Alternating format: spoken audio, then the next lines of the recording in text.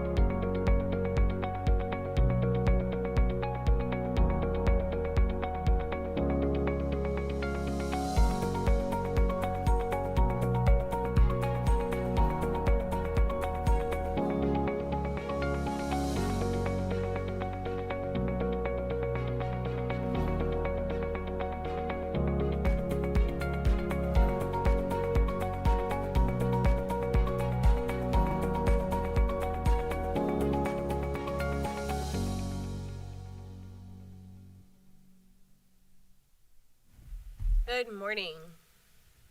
I now call the March 31st, 2026 Special Administrative Briefing and Work Session of the Marion County School Board to order at 9 a.m. Please silence your electronic devices to avoid disturbing others. Mirroring and modeling how our students begin each day, I ask that you please pause with us for a moment of silence. Please join me.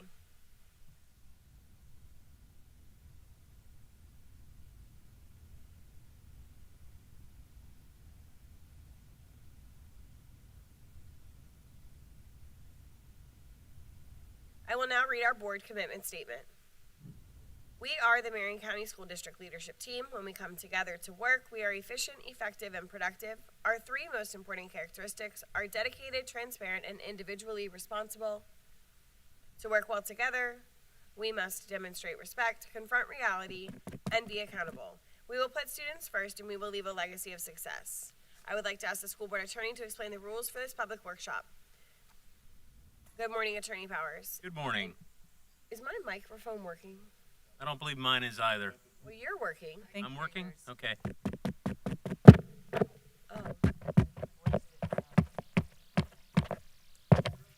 Okay. This work session is a public meeting as defined in Florida's Sunshine Law. The board is dedicated to full transparency in its meetings and its work. In compliance with the Sunshine Law, the board has adopted uniform meeting procedures, including the right for citizens to participate. The board will allow public comment regarding any work session item listed on today's agenda at the appropriate time. Speakers must fill out a request form located in the lobby and hand it to the board clerk. After the board and superintendent have completed their discussion on a particular agenda item, the board clerk will call the speaker's name in the order received. Each speaker will have 3 minutes. As required by Sunshine Law, the board must maintain orderly conduct and proper decorum throughout this meeting. Speakers may criticize subject matter and decisions in a respectful manner, but not people. Finally, speakers must be very careful not to violate the privacy rights of others, especially students and their family members, by mentioning their names or other identifying information. Thank you for your attention to these important rules. Thank you, Attorney Powers. Ms. Martinez-Young, can you please provide the proof of publication for today's meeting?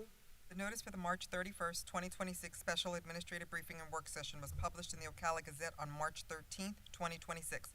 Proof of publication has been attached to board docs under proof of publication. All right, thank you, Ms. Martinez-Young. Dr. Brewer, did you have anything for your administrative briefing this morning? Good morning, Chair. I will provide an administrative briefing during our scheduled work session on April the 2nd, which is this Thursday. Thank you. All right, thank you. We are going to be discussing NEOLA policies today, so I will hand the reins over to Attorney Powers and his legal aide, Ms. Terry, to join us and give us all of the context and information we need to be successful this morning. Well, thank you. We have several sections, as we always do with our policies, divided up by the 1000s, 2000s, etc. Those that are owned specifically by the board are the bylaws policies. Those are the ones that begin with 0000. So we're going to take those three individually because those have not been reviewed by staff, because those are ones that board typically has the ability to view and to make decisions on. Now, this year, these are not of any particular note, but we have first policy 143.1 residence areas. Before we get into each of these, I want to say, if there's nothing to discuss, we don't have to discuss it. If there's something that you want to ask a question about, some edit that you see, some note that you've made, please bring it up and we'll make that alteration. So as to residence areas, the revisions to this bylaw are based on NEOLA's ongoing work with clients. The revisions align with Florida Statute 1001.36, which is board member residence areas. So there were some alterations in that, and each of you should have received both the text and the both the electronic and the book version, so you can take a look at those and see whether any of those apply or anything that you think needs to be altered.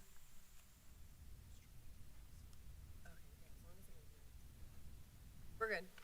Okay, next would be 147.1, travel and expenses. The revisions, and there's several revisions throughout our policies on this. It's not just to the board. It's there's policies 1, 2, 3, 4, 5, 6, 7, 8.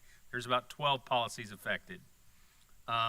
Primarily, this is travel and expenses. It primarily is replacing the term professional development with the term professional learning, as that's more commonly and currently accepted. So that's going to be the source and really the sole source of that change. Finally, as to the board bylaws, public participation at board meetings. As you recall, board, we just went through a long and lengthy discussion about how we would alter this. This alteration that is suggested is only on bylaw 0169.1, would be revised to remove the phrase "after being warned that continued interference with the orderly processes of the meeting will result in removal," and replace it with "provided the presiding officer has first issued a warning that continued interference with the orderly processes of the meeting will result in removal." The proposed revision is not based on any change in law. They just felt that that was something that would provide more clarity. Moving on into the 1000s, we have 5 policies based on 1000s. Each of these policies are ones which staff has looked at, reviewed, and staff has made recommendations in some and has chosen not to move forward in others. So if you have any questions about any of that, we can discuss. Mr. Blackman, staff counsel, is also here and can explain a little bit what staff's thinking was if you have any questions regarding that. So as to the 1000s, is there any policy which anyone would like to discuss? I do need to put on the record the names of the policies. We have policy 1139, educator misconduct, 1211, whistleblower protection, 1215, smoking and tobacco-free environment, 1220, evaluation of administrative personnel, and 1243, professional meetings.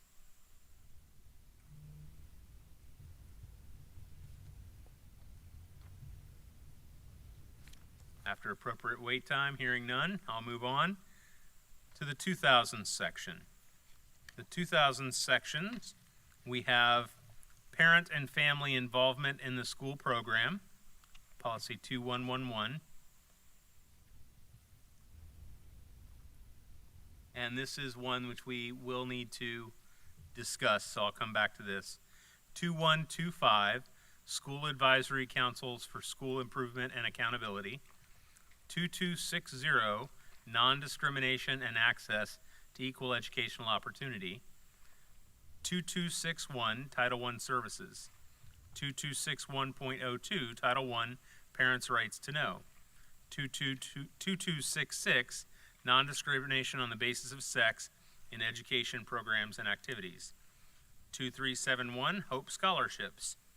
2421, career and technical education. 2450, adult and community education. And that's it.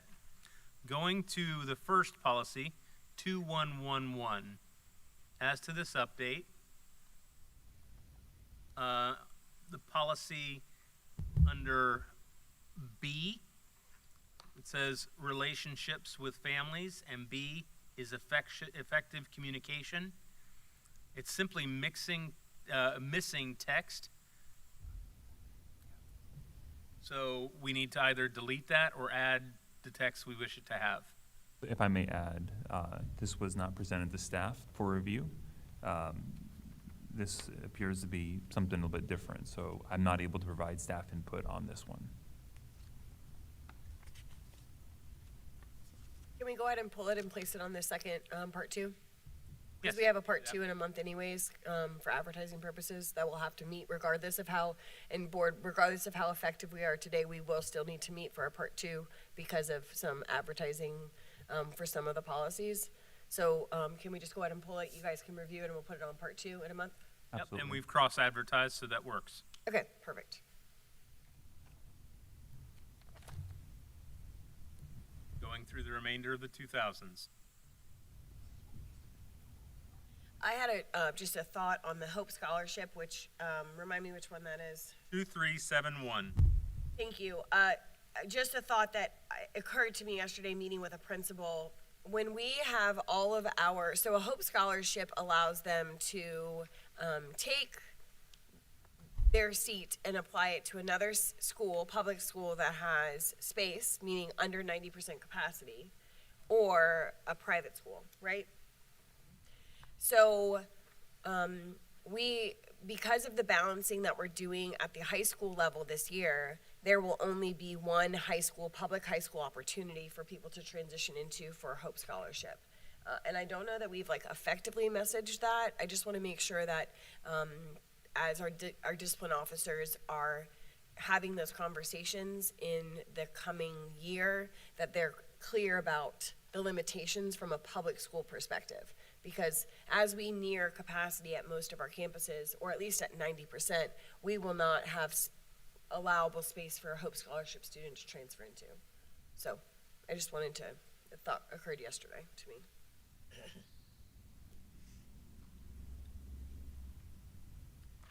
Any other discussion in the 2000s?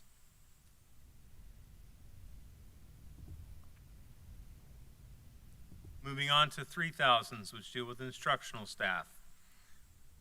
We have 3120.04, employment of substitute, replacement, and part-time instructional staff.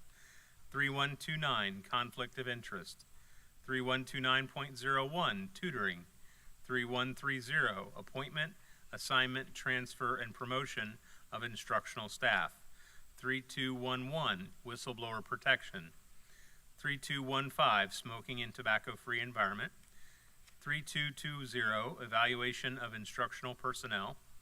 3242, professional learning. 3243, professional meetings. 3700, Teachers' Bill of Rights.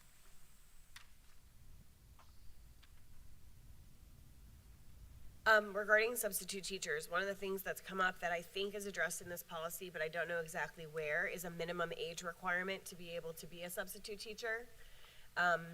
We have students who are graduating from our high schools and they would like to substitute and they are unable to substitute because the age minimum for being a substitute is, did it change? Then is the minimum for a paraprofessional? We have a minimum, and I only know about it because I have a personal connection to someone who was seeking employment post-graduation. Say 18 years of age. I wonder then what is the paraprofessional requirement, or if ESS. thank you, ESS has a minimum that is not reflective of our policy then, because I do know for a fact this person was not allowed employment due to not being 21. And so I would love to see that addressed. I think that we are missing out on a pot of people who are graduating high school and kind of living in limbo land. Now, I'm not sure I would want to place them at a high school, but certainly, you know, there are opportunities throughout our district. And so if our policy is not the holdup, then I'd love to figure out what is the holdup.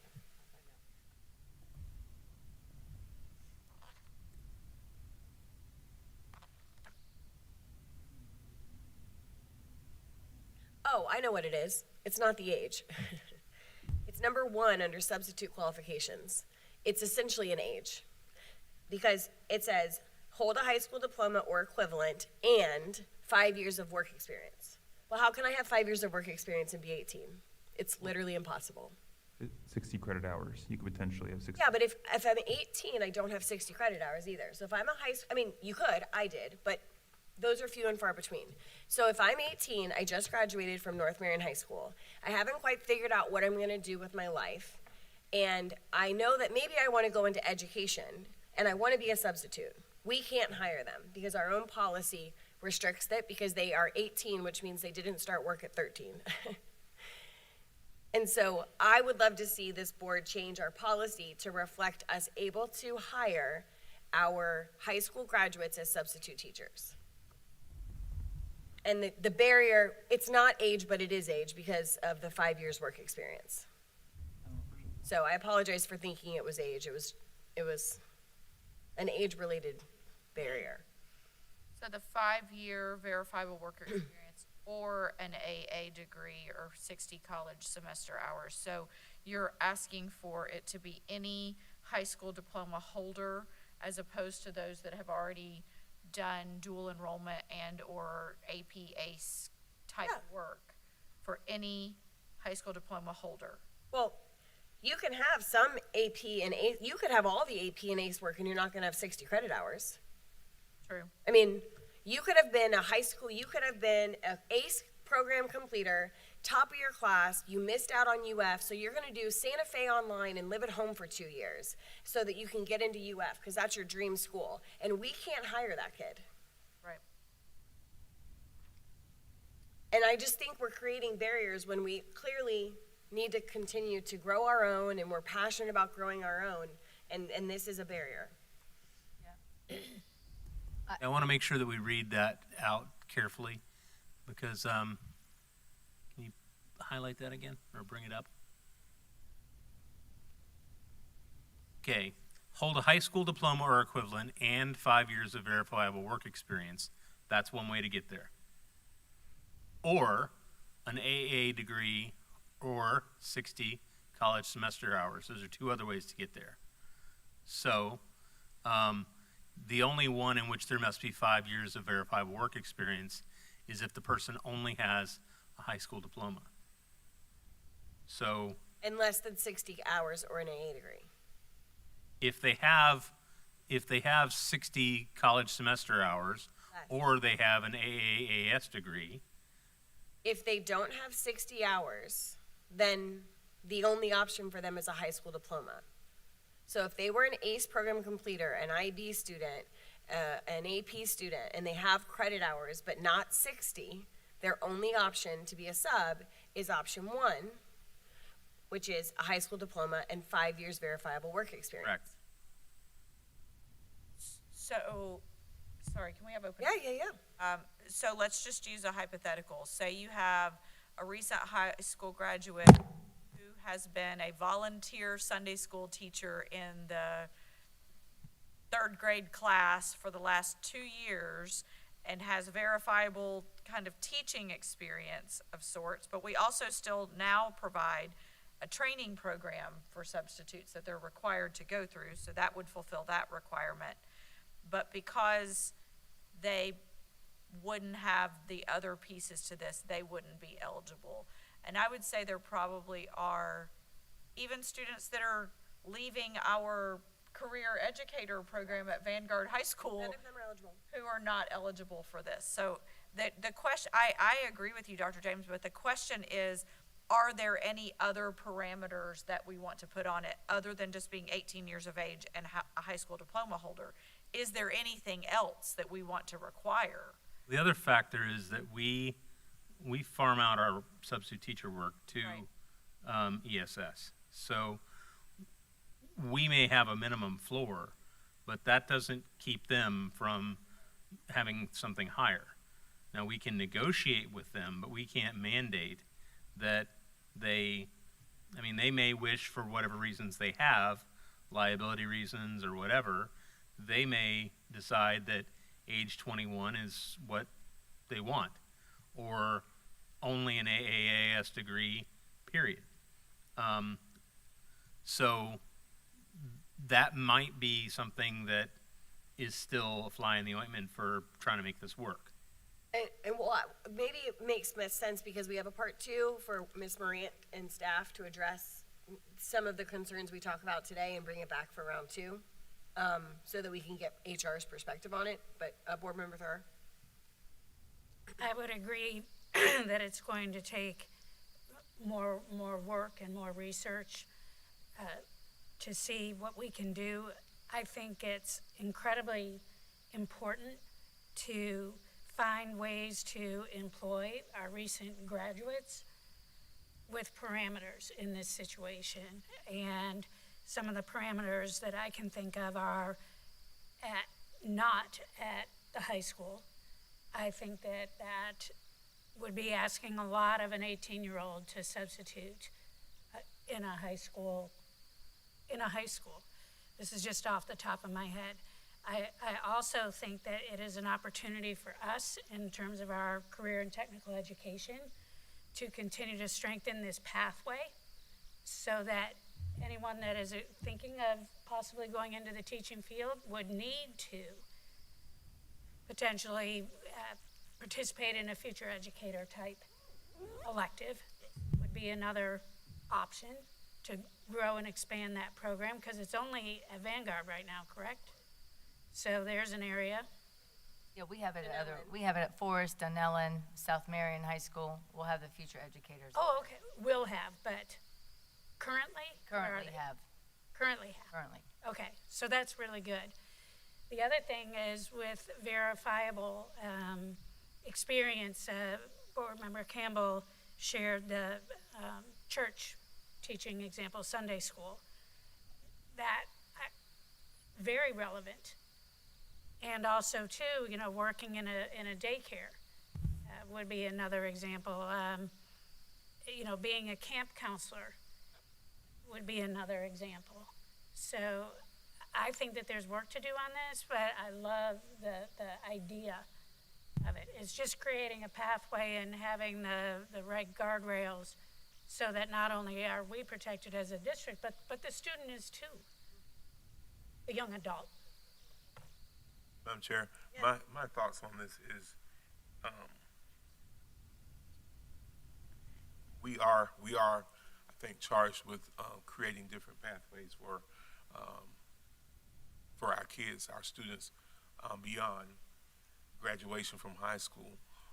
There are going to be some kids that are going to graduate that will not have taken any college semester hours and would not have had the advanced courses and all those things as well.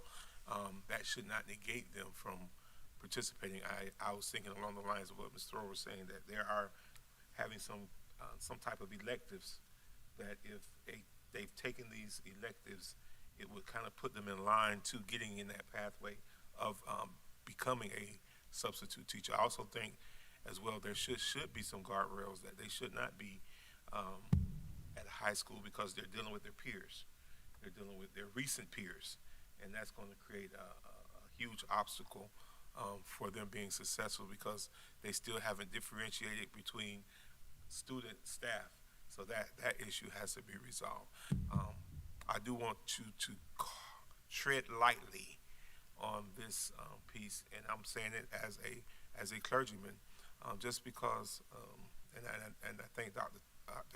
Campbell for bringing it up, that they could have taught Sunday school from age 13 to up, but just because a person can teach Matthew don't mean they can teach math, and that's from experience.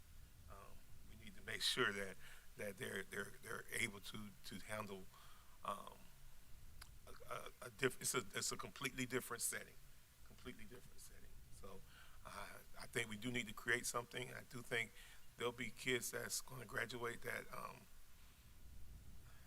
that just got through school. Maybe we need to put some type of graduated with a certain GPA or something of such to make sure that we're getting good substitutes in that area. So. All right, well, I mean, we can certainly keep going. Anyone have any other further I just had thoughts? one final comment, kind of to what Attorney Powers was saying. While ESS's policies may look different than ours, I don't want our policy to have to be accommodating to them. I want them to have to be accommodating to us. So whatever we choose to do is what we choose to do, and then it'll be up to our vendors to accommodate to us rather than vice versa. That's the only comment I want, at least in my opinion. Thor? Yes, I don't disagree with that, and it's all in the spirit of, we all know that finding qualified teachers is difficult. And so this is really exciting to me because it opens up opportunities for kids, and they can really, when they're, if they know about it, you know, they can start in 9th grade, Right. you know, with volunteer hours, I think should also be considered. There's just there's a lot of exciting opportunities in this, so I look forward to further conversation about All right. future education. Well, what we'll do then is plan to put this on the work session in a month from now, and staff can do some edits and get some input from HR and also the person we contract with currently for substitutes, because I think it's important not to frame our rules around a contract we have now when we could use a different person in the future. And so they'll work on that, and we'll see this for a part 2 in a month or so. Was there any others, I guess, right in the 2000s, Attorney Powers? 3,000s. Sorry, 3000s. Okay. As to the 4,000s, relatively short. 4120, employment of support staff. 4211, whistleblower protection. 4215, smoking and tobacco-free environment.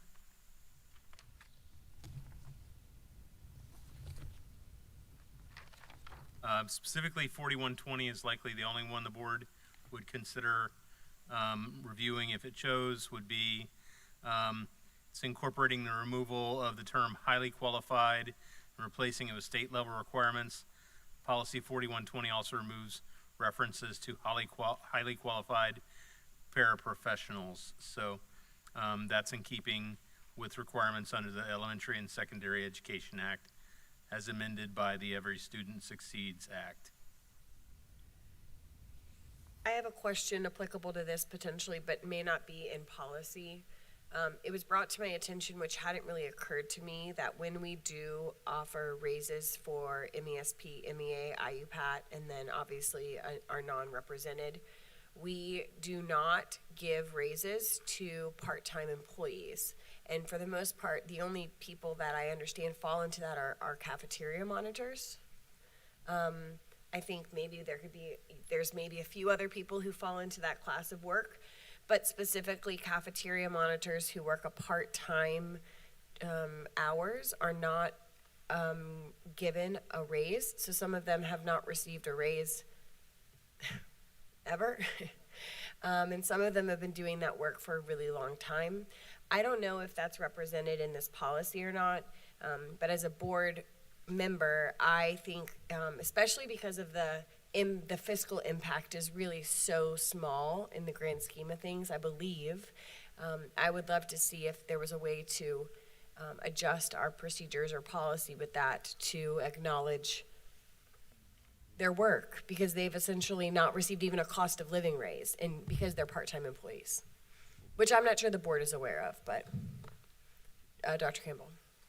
So, Dr. James, that sounds as if it's a contract consideration that would be offering a years of service scale to part-time employees as well.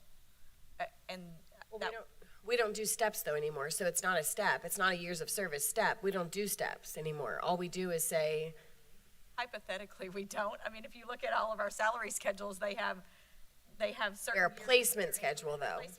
Correct. Placement schedules that align with certain years of service. Right, but if you got the job, let's say you've been a cafeteria monitor for 20 years, and this has just been your job. You were placed at year one, and whenever we stopped stepping is when you got frozen, and you have received no increase in pay since the moment we stopped stepping, which was in 2011, right?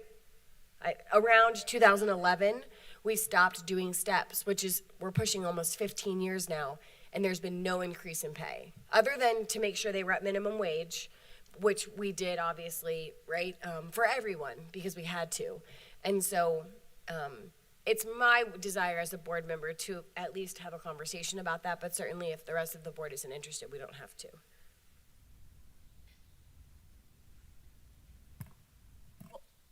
I'm sorry, just to belabor that thought though, if they're part-time, why wouldn't their step continue, like they just aren't, I don't know, like they take a semester off and then come back? Like if they're part-time, it's not like they're coming in as a full-time employee. They essentially, their placement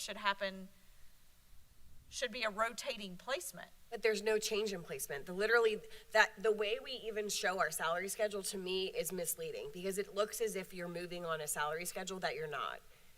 It's a placement schedule. You are placed there and you never move again, unless you leave that position and come back with additional years of service and a replace at a higher placement. And certainly, Dr. Brewer, you can, it's probably. I mean, I guess that you're correct in that it is very misleading the way that it is presented, because it does appear as if there are steps and all of that. But my comment still is, if you're a part-time employee, you shouldn't be on a placement anyway, because essentially every time you're not working, you're coming out of employment. I mean, in some ways, it's, I don't know. I think that they could just take a semester off or take 3 weeks off, and then, because they don't have vacation time, they don't have sick time. I mean, it would be continuous, I guess, their job. Part-time is odd to me how we would place that. I think, too, they're working every day. So they're working part-time hours, but they're working every day. They're continuously employed 180 days a year, just like a teacher. They're working part-time hours, but they're not working every other Tuesday and Thursday. They're coming to work every single morning or every single afternoon or whatever that looks like, depending on the time of day for their work schedule. Board Member Thrower? Well, classroom paraprofessionals aren't working 8 hours a day, so you can say that they're working part-time as well. Well, they're 30 hours or more, which is considered full-time. And so that is the delineator, I believe, from Yes, an it is. employment standards perspective. But it's interesting. Yes. You know, because paraprofessionals get evaluated, right? Right. Do our other part-time employees, besides the one that are part-time, considered full-time, get evaluated? Like, do the cafeteria aides get evaluated? I mean, how do we know how they're doing? And whether or not they deserve a raise? Well, respectfully, evaluation does not determine raise in this county. It never has. So pay for performance, you get a raise, but we don't take your evaluation and then base it on a raise. You could be an unsatisfactory employee, and if the MESP gets a 2% raise, you get a 2% raise. That's true, but you're also putting yourself in jeopardy by not being good at your job.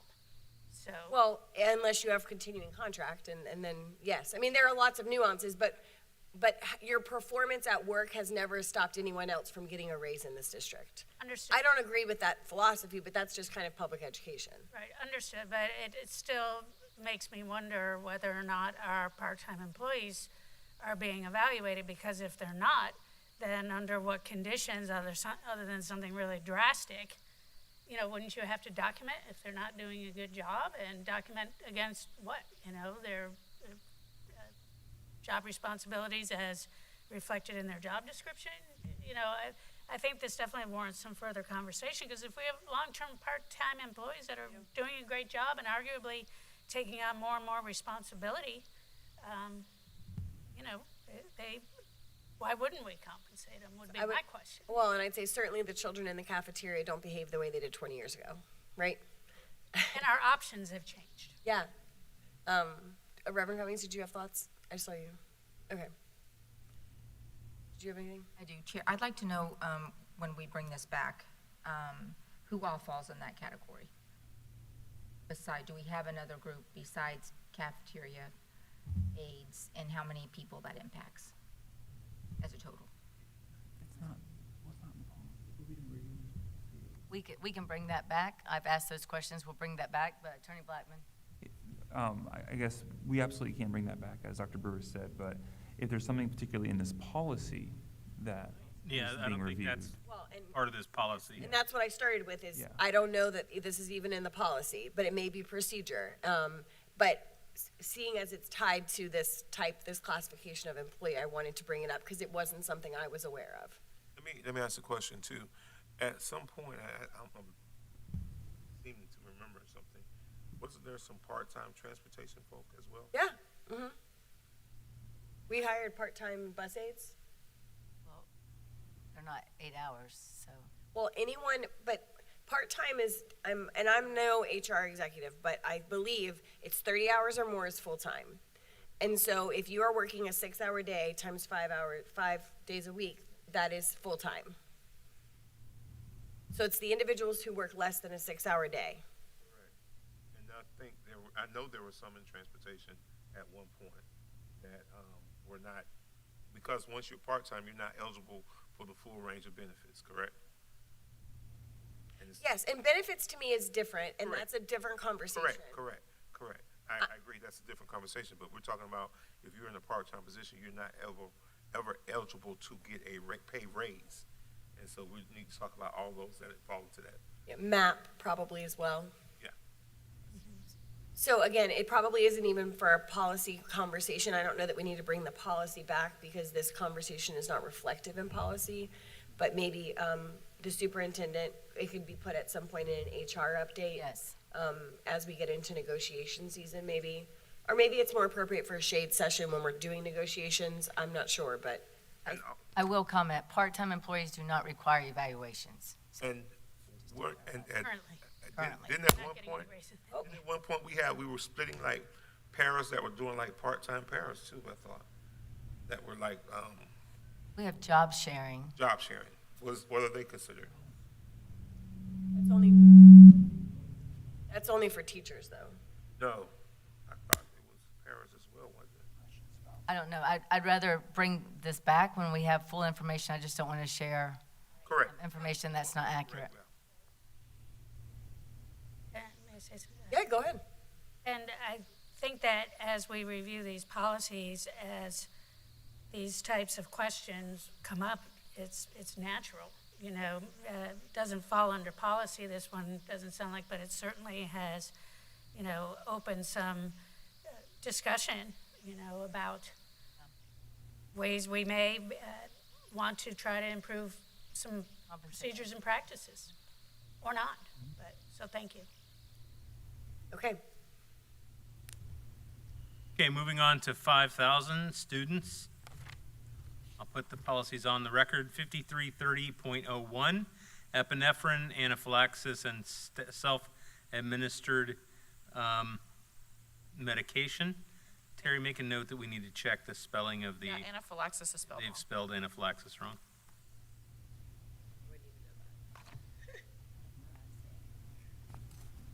Five three three 0.03, administration of epinephrine by trained school personnel, rescinded. 5350, student suicide prevention, awareness and screening. 5410.01, promotion, acceleration, placement and retention. 5460, graduation requirements. 5512, smoking and tobacco-free environment. 5530, drug prevention. 5780, student parent rights. 5780.01, parent student rights, parents' bill of rights. And 5830, student fundraising. Go ahead. Student fundraising is the question that I have, and there may be additional questions because, I mean, I have a lot of tabs here, but they're not in any of the sections we've gone over so far. So specifically on page 2 of this, what some of this says, I have to figure out exactly what I wrote here. Specifically in the green section down towards the bottom of that page 144 in our binders, fundraising by students on behalf of school-related organizations whose funds are not managed by fiscal officer may be permitted. And it says the same thing at the top. School-level fundraisers must be pre-approved by the principal. The principal may permit fundraising by approved school organizations. So I'm curious as to why we're even delineating the school-related versus the non-school-related if they're both may be permitted, and why it's in separate sections, if that makes sense. If I understand the question correctly, one is school-managed funds and one is not school-managed funds. So we're thinking of booster clubs would be an example of non-school managed funds, while the other ones would be perhaps like an organization or a fundraiser for a student group. I mean, I understand that. I'm just curious as to why they're separated, why it's not just school-level fundraisers must be pre-approved. The principal may permit fundraising by approved school organizations and or, other whatever. It's like the policy's long, and so we could have just combined those two paragraphs if we're saying that a principal can approve any kind of fundraiser they want. I think that the policy in this case is about oversight. The notes I have are that this policy governs student fundraising activities within the school district. It ensures that fundraising is conducted in a controlled, ethical, and educational appropriate manner. Fundraising must be for school-related purposes, approved by the principal and superintendent above a certain threshold, and comply with federal dietary and financial regulations. This policy protects students from coercion, ensures transparency and accountability in fund management, aligns fundraising with educational goals, and ensures compliance with legal and health standards. It also maintains the integrity of the school environment and prevents misuse of school resources. The revision has technical corrections, financial requirements, additional oversight options, and cross-references to other policies. These revisions are recommended but not required. And I respect all of that thought process and understand it's just each one of these basically gives the principal discretion to say, we may permit fundraising by approved school organizations. We may permit students to fundraise by approved school organizations off school grounds. We may permit students to fundraise on behalf of school-related organizations whose funds are not managed and whose funds who are managed. It's like we just have separate paragraphs to explain the same thing over and over and over. Anyway, moving on. It's not really a question of disagreeing. I'll just be happy if they have big text that says they aren't going to do raffles. That's the thing that I have to deal with all the time. So let me ask a question, and I'm kind of out of the loop on something by asking this question. So, are other organizations allowed to use their students doing their fundraisers while they're in school, such as, let me say, Girl Scouts? Or MCYFL. Or MCYFL. Can they fundraise while they're in school? They're not supposed to be. Wait, are they, or is it policy? What's the, Because policy I can comment on. I'm not sure that I can comment on what's actually happening. But outside organizations, if what you're describing is for fundraising for outside organization during school hours, should not be allowed. You're talking about fundraising for student organizations or like booster organizations is commonly think of. And I'm asking this because because sometimes the lines get very blurred. Because when you think of MCYFL, a lot of those teams practice on our property and have things on our property, so it looks as if that organization is connected to Marion County Public Schools, such as Girl Scout troops or Boy Scout troops who may actually have meetings on our campuses. So that line could be very blurred, and it could be happening. I think it's happening, to be honest with you. I think it's happening now. I mean, they pass out Sonny's tickets on our fields for sure. Exactly. I mean, because, Sonny's tickets for MCYFL are passed out during practice. If the practice occurs on our campuses, then they're absolutely distributing and fundraising. But you're talking about something where they rent the facility from us, and then part of their rental, they may be fundraising as part of that. Well, but theoretically, are renting from But us. it all looks like it's us. Perception is it's all us. So are we addressing, is that addressed in it? Because I don't see it addressed. Might want to be handled in the rental facilities process to determine what we do and do not allow, because a lot of times people are going to take probably some sort of money for their events. And so what is taking money for an event versus fundraising? Correct. I mean, for context, like when you rent this auditorium and you charge tickets for a private event here. Right, because my organization rents this place, and we do a concession stand. That's for us.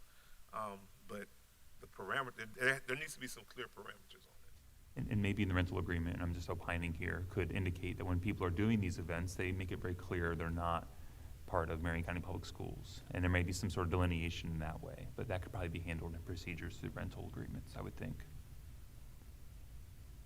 Speaking of rental agreements, can we put a note of a reminder that is supposed to be coming back to us? I'll give you the date in 1 Okay. second. It's scheduled. I had a little squirrel moment to our rental facilities cost spreadsheet that we talked about like maybe more than a year ago now. Okay, make sure it's in the hopper. Board Member Thrower? All right, I'm just gonna bring this up. When we have students that are Marion County Public School students and they're practicing on our fields, I guess I'm wondering if there is opportunity either in policy or procedure or as some kind of an expectation that if they're going to have the opportunity to use taxpayer facilities at a very reasonable rate,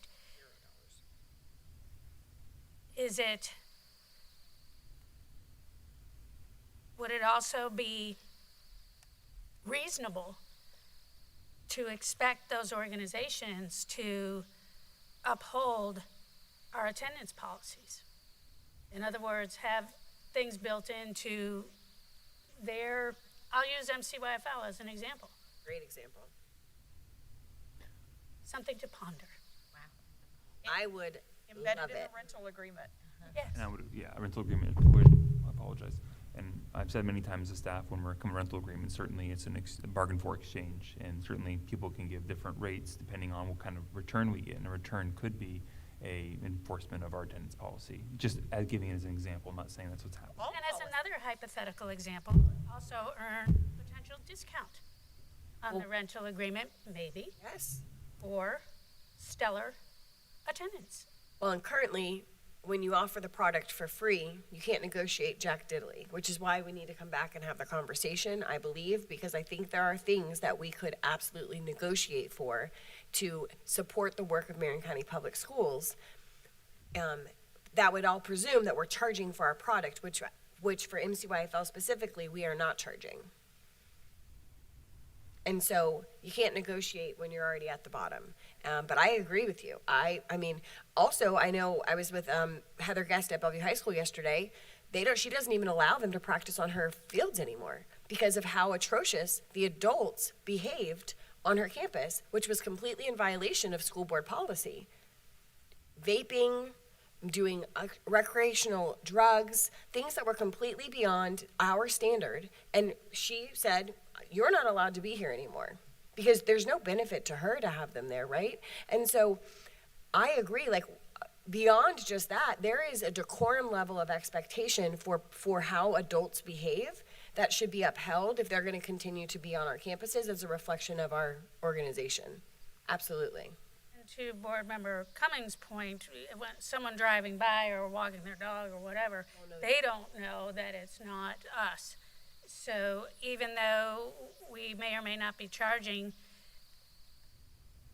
we still are allowed, it's within our purview to establish ground rules. Yes. Yeah, especially if you want the free stuff. And we should. Okay, Totally agree.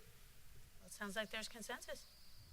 Sooner the better. Yeah, that's in the rental May agreement 21st. conversation. Yes, I think rental agreement, the 21st of May. So the 21st of May, we'll be talking about facilities rental agreements, and maybe we can talk about our actual contract and some of the things we require as Code part of of that conduct, yeah. conversation. Expectations. Just all of our policies. I mean, we want to, every single school board policy, I think that vendors should be at least aware of. Financial management, like there's all kinds of pieces that we have embedded in our policy that they shouldn't be hiring people that, you know, they need to have background checks. Like there's multiple things throughout here that if we're doing business with a vendor. Because what happens if a vendor has an event at our school and there's some problem, they're not going to show that vendor's business. They're going to show where the actual incident happened. And it'll be our schools, our properties, that's going to be on the news. So I think we owe it to ourselves to make sure that they're in compliance to our standards as well. Yep. May 21st. May 21st. May Day. Good conversation, good conversation. Are there any others from the 5,000s? No. Good, here we go. Okay, from the 6,000s, there are two that we are going to be bringing back, but we can also discuss today. Those two are Policy 6320, Purchasing and Contracting for Commodities and Contractual Services, and PO 6345, Change Orders. In addition, we have 6325, Procurement, Federal Grants and Funds, 6550, Travel and Expenses, 6605, Crowdfunding, 6608, Accountability and Oversight of Fundraiser and Crowdfunding Disbursements, 6610, School Internal Funds, and 6835, Internal Audits Office. Okay. So, Chair, I have flags all throughout the 6,000s. A lot of this has to do with money and what our conversation we want to ensure that we're having. So if we're bringing back the first one of those, the 6320, then I don't have to bring up the question about outside counsel. If you want to bring that back, we can talk about that later. Well, no, I mean, it has to come back for the second work session, but if there's things that need to be improved, I think it's important that we have those conversations now so the proper product can be brought back to the second session. It's not just that it needs to be improved, it's just ensuring that the board is fully aware of all the things that are being recommended here. So if we go to almost the end of the policy, under contracts must be approved. Which one are you on? If you're in the book, it's 152 is the number at the bottom, SBA 152. Gotcha. Outside counsel. Yes. So just ensuring that we understand that, I guess, inflation is causing us to need to improve our rates that we charge, or that we allow outside counsel to charge. And so it's going from 175 to 225 for attorneys and 125 to 175 for associate attorneys, and then 75 for paralegals. I just wanted to make sure. When I saw it, I'm like, okay, I put inflation with a question mark. But I understand, I do understand, we do require really low numbers right now and everything is costing more. But as we're making a change like that, I just want to make sure we're all aware that that's what we're about to put in policy. That's And all. I will speak to this also and say that as to this policy, board, this has been a bit overdue.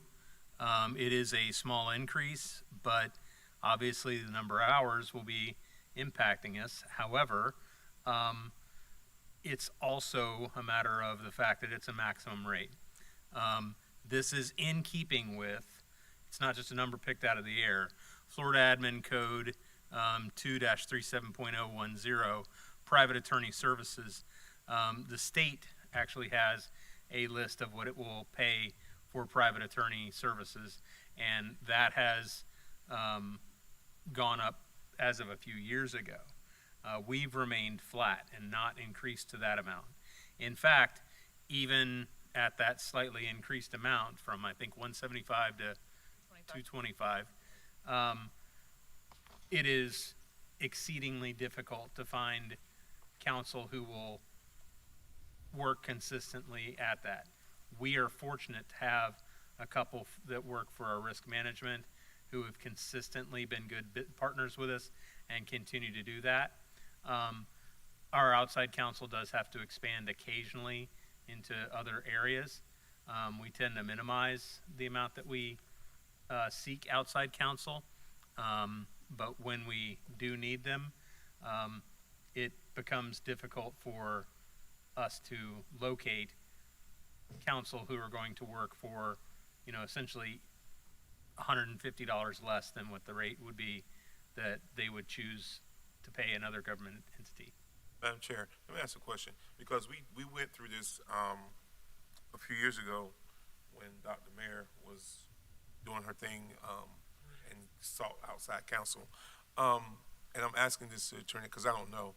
Is there like a, does the Florida bar, or is there like an industry base rate? And I know every attorney can charge differently, but is there like a standard that we could kind of gauge ourselves on? And I think tying it to a number, the only number we can tie it to is what the state has said it authorizes expenditure for its outside counsel attorneys. is that a base or a max? That's a max, and that's at 225. So, and that is, they actually go up to $250 an hour. So, We're still and that's, that's for specialized attorney services. Now, specialized attorney services, they go into admiralty, copyright, patent, trademark, media, bond and securities law, things like that. All other attorney services are slightly reduced from that rate. There is no standard attorney rate. It is literally nearly every single case that goes where an attorney is seeking attorney's fees, they have to have someone testify in the local environment based on the experience, based on what they typically and customarily charge, and what others do. You have an expert who comes in and testifies that this is a reasonable amount or not a reasonable amount. Well, we would be doing this from the beginning. At the outset, we would say, here's the rate we're going to pay, and that's... And how long have we been at this rate? How long have we been at this? At the 175? I know it was before I got on the board. It's been how long? Over 25 years. 5 years. So you can't tell me that any industry hasn't had a pay increase or rate increase of their services for 25. Nobody does that for 25 years.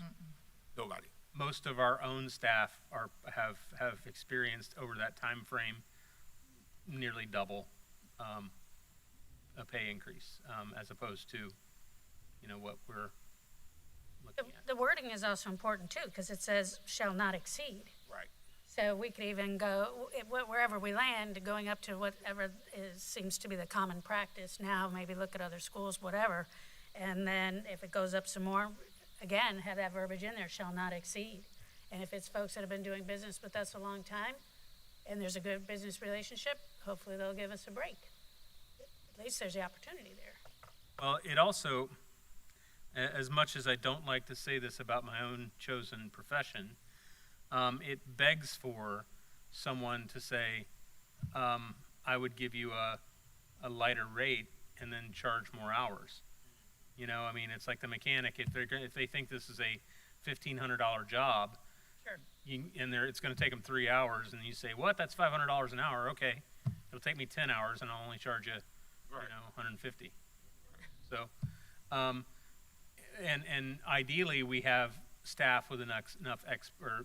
We have outside counsel with enough expertise and time management and dedication to our cause to be able to deal with these things expediently And we don't, and that's why your general counsel, which is me, reviews all of those bills and ensures that we're not seeing signs of bill padding or something like that. Unfortunately, we don't.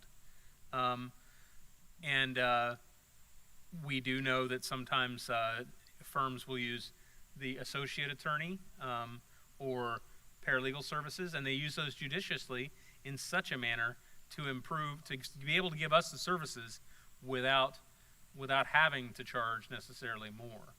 So it gives them a little leeway as well. And we pay our bills.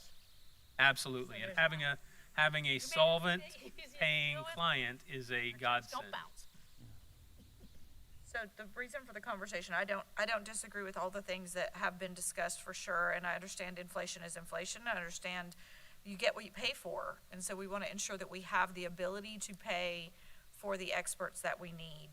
But to the point that this rate does predate, 20 plus years, that also predates having a full-time board attorney that doesn't have outside practice, and predates having a full-time staff attorney.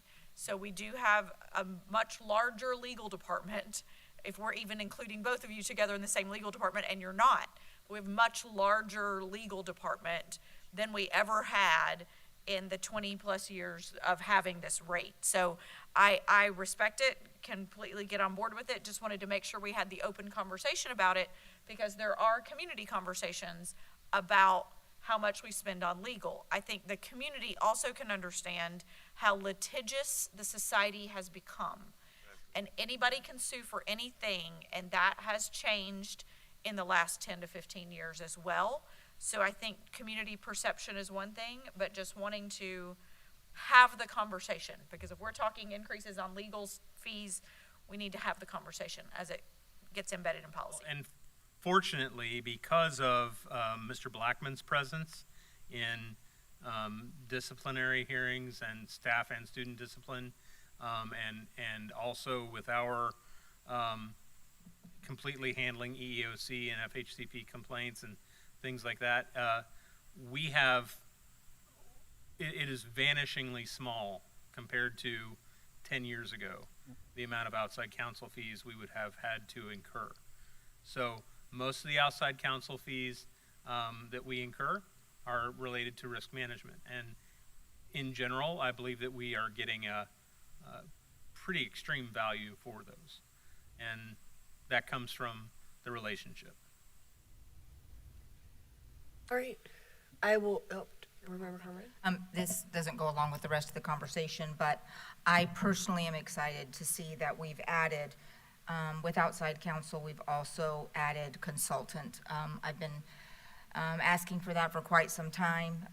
We've had attorneys that have got around our price point by going into the category of being a consultant and charging us whatever, they deem reasonable, which may not be reasonable for us. So looking forward to adding that to our policy, so thank you. All right, I will, I'm going to let Dr. Campbell take over, because I think she has indicated she has some notes. Sure. On the next one, procurement, it's just a semantics question. I have a couple of questions.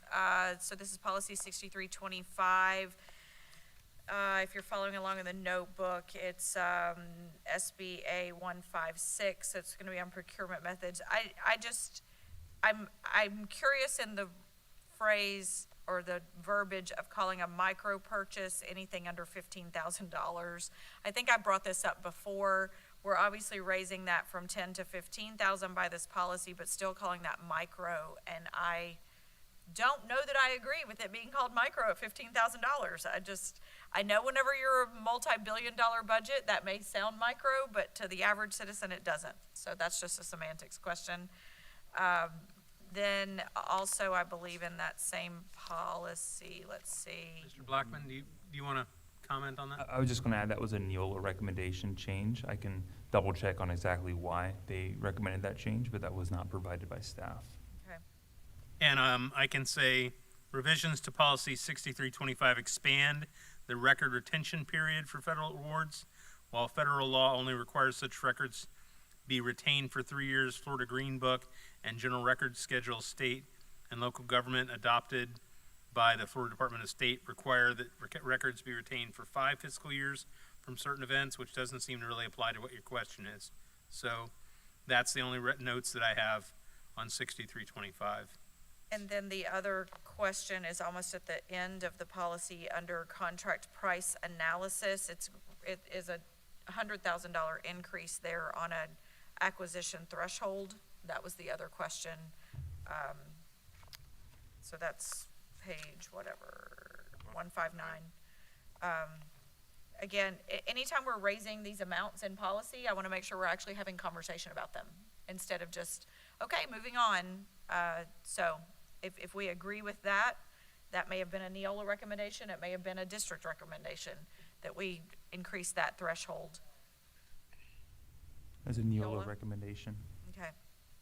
This threshold is, I was moving from 35, It's going from 250,000 to 350,000. 350,000, okay. It's, I mean, $100,000 increase on anything, I just like, okay, well, let's just make a little flag on it and see why we're doing that. I mean, the other one was a $5,000 increase, still considering 15,000 micro is odd to me, but this one is a $100,000 increase, and I just want to make sure we're okay with that. Do you have a substitute word for micro, like smaller purchases or? I believe it has some technical meaning.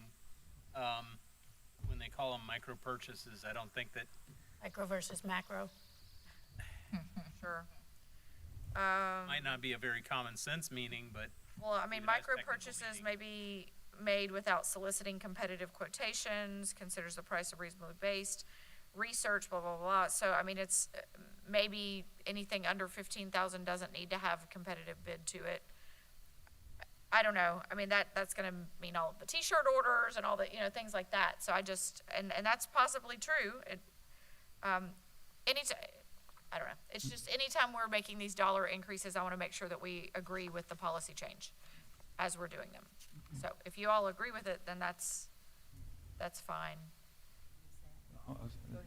This appears to be the federal nature of their change. Okay. And we're matching, and I can do some more research to confirm, this is preliminary research, matches the federal requirement. And so it's just kind of keeping things up to date with them. Okay. I will do some additional research on the matter.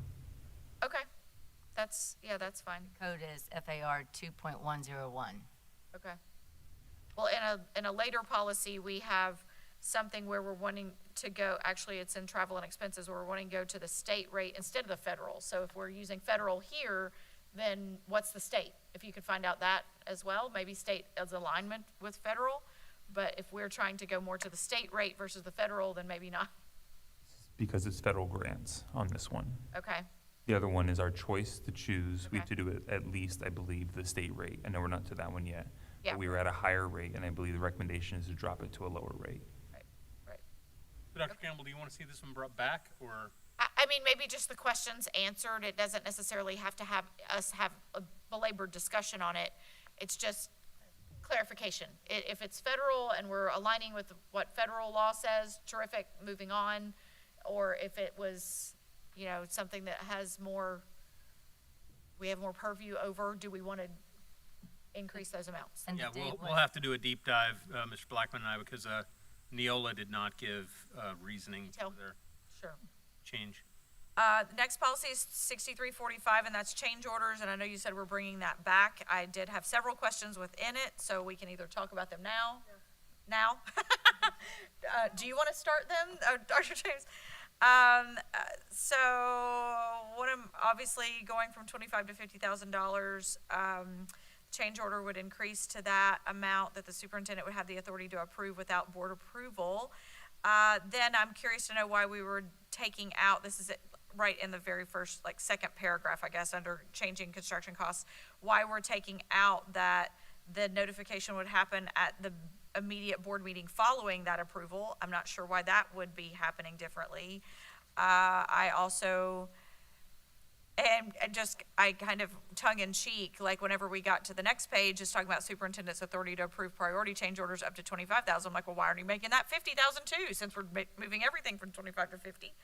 And then the other thing, Why don't we stop? Can we stop? Sure, go ahead. I can provide the answer for the 50,000. Not a NEOLA-based one at all. Right, this is It's local. entirely driven by board requests of staff and staff working through these with Mr. Blackman to the best of their ability. Attorney Blackman, if you can provide context for the 50,000 the change to 50, as well as the striking of the, for approval to the board. I don't have the exact time, the last time there was an update for the amount, but my understanding is it's been some time. And then additionally, construction costs have elevated quite a bit, especially in the post-2020 world. So the idea was 25,000 is no longer really the amount that makes sense. Now, we could pick another number, or we could keep it at 25,000, but staff thought it might be a bit more efficient. The idea here is to create some efficiencies, and the idea of being 50,000 might be a more normal number. Other counties have like a couple 100,000. Certainly we weren't asking for that, but that was the reason why there was 50. Now, the reason why it's not the next board meeting is because the issue, I'll be honest, the issue that I had with it is if something were to happen prior to being able to publish or right before the board meeting, you're technically out of compliance. Let's say something happens on Friday and the board meeting's on Tuesday. You don't have enough time to bring it. This would allow the flexibility to be able to bring it on the one following. Now, maybe there's some rewording of that, but the idea being is maybe I'm just obsessed about making sure everything is complied with, but you could see how quickly one could become out of compliance depending on when the change order were to go into effect. And we certainly don't want to adjust our change orders to, we want to do them based on efficiencies, and we want to do them based on what makes sense for our schools and building. We don't want to do them because we got to hold on this one, so we wait for after the board meeting so we can be in compliance for the next board meeting a notice, and I don't think that makes sense either. So my recommendation personally would be that not striking through it, but rather approved to the board at the board meeting that follows his or her approval as aligned with publishing guidelines. Because I can see what you're saying is if like technically the board meeting that is after is 4 days after, but it's not properly published, so it's really 2 board meetings after. However, the way this appears is that we're not telling the board at all, which is I think what I interpreted from what Dr. Campbell said, and I would be in agreement with her. So I would simply say, do not strike it through and say aligned with publishing guidelines or some other nuanced language like that. Or as soon as practicable. I think that I don't like that. you could say, I do not like as soon as practicable, because then it can just be non-practicable for 6 months. Because, and this is not a reflection of Dr. Brewer, but we had a period of time where I personally felt like there were things happening in this district in facilities that were not being told to the board. And I don't ever want to put ourselves in a position again with our own policy that puts us in that position. That's just my personal perspective. and just so the public is aware, the board is aware as well, the requirement to make the board aware of this is a requirement in statute. So we wouldn't be able to avoid telling the board about this even if one wanted to. Another option could be on a monthly basis or within a month. So the board is made aware, but that gives us flexibility and makes it so you have a definite time frame to it. But it also allows some flexibility, so we're approving things in a manner that, once again, focuses on efficiency. Yeah, I mean, within 30 days or whatever. Even if within 21 days even, and maybe we go 30 days just because it's cleaner, but within 21 days, basically we have a board meeting every 2 weeks. Because it's not just about publishing. Right, so I mean, Other it's things like, that- But we only have one meeting in November and December, and so you might get yourself in a pickle there. Maybe we could look up the definition of practicable. Because I think that term legally is the umbrella where if it can't be defended that it wasn't practicable to bring it to us, then we have grounds as a board. I mean, I'm very comfortable with that language because, I mean, Attorney Powers will say as well, we deal with the word reasonable all the time, and that means something to us. However, I realize that not everyone feels that way. So we're comfortable with whatever the board wants to do. I'm comfortable with whatever's as soon as practical. I'm also comfortable with a definite time frame as long as we're able to do things in a way that is best for our schools and the taxpayers. As a drafting start, we had just placed as aligned with publishing guidelines. So the meeting that follows his or her approval as aligned with publishing guidelines. If that doesn't work, then let me know what you'd like to see other. That works for me. That works for me too. Okay, so let's Go with it. pinch it down and let's reread it. Such change orders shall be binding upon execution by the superintendent. The superintendent shall report each change order that she approved to the board at the board meeting that follows his/her approval. as aligned with publishing guidelines. That work for everyone? It works for me. Dr. Campbell. Sure, that part of it works for me, just from a semantic standpoint and grammatical standpoint, because throughout this entire book, we're changing she, he to they. I don't want this one policy to stick out. And so it's all throughout these changes, so just, that's gonna be something you can work on later. But just know that this whole policy has a she, he through the whole thing, and all the other policy changes we've been making today have been taking that to a singular. I know it's not a correct, anyway. I didn't realize we were changing things today. Yeah, no, it's all that way. The- It's all NEOLA's recommendations, all of them, NEOLA has made the recommendation, From assuming she it's to for they. brevity purposes. everything. All Yeah, throughout we the whole- dare not digress into the conversation. I understand, but I'm like, if we're gonna be consistent, let's just do it. If we're in here for So let's policy stay- review, let's go ahead and fix it if we can. Let's just, real for the purpose, so let's stay focused on the, change that, Ms. Brown has provided. I believe Dr. Campbell, Board Member Conrad, and myself are agreeable to what, Ms. Brown wrote there, but I know Ms. Thurr and Dr. Reverend Cummings, I'd like to hear from. Oh, Oh, I guess, that's it, that was good. yeah. Okay, I said I can go with it as long as we believe that that term right there is gonna cover us in all the nuanced situations. That's all I care about. well, and I do think it's vague enough that it allows us, as a publishing guidelines may change, for us to continue to adapt the it can change. You want to make the they/their changes and Yeah, there's some all throughout the green section too, whenever we're in the changing substantial completion date. There's a couple there as well. yeah. But yeah, I mean, don't get hung up on that. for the No, don't purposes- get hung up on it, but just know that those are policy changes that we've made all throughout.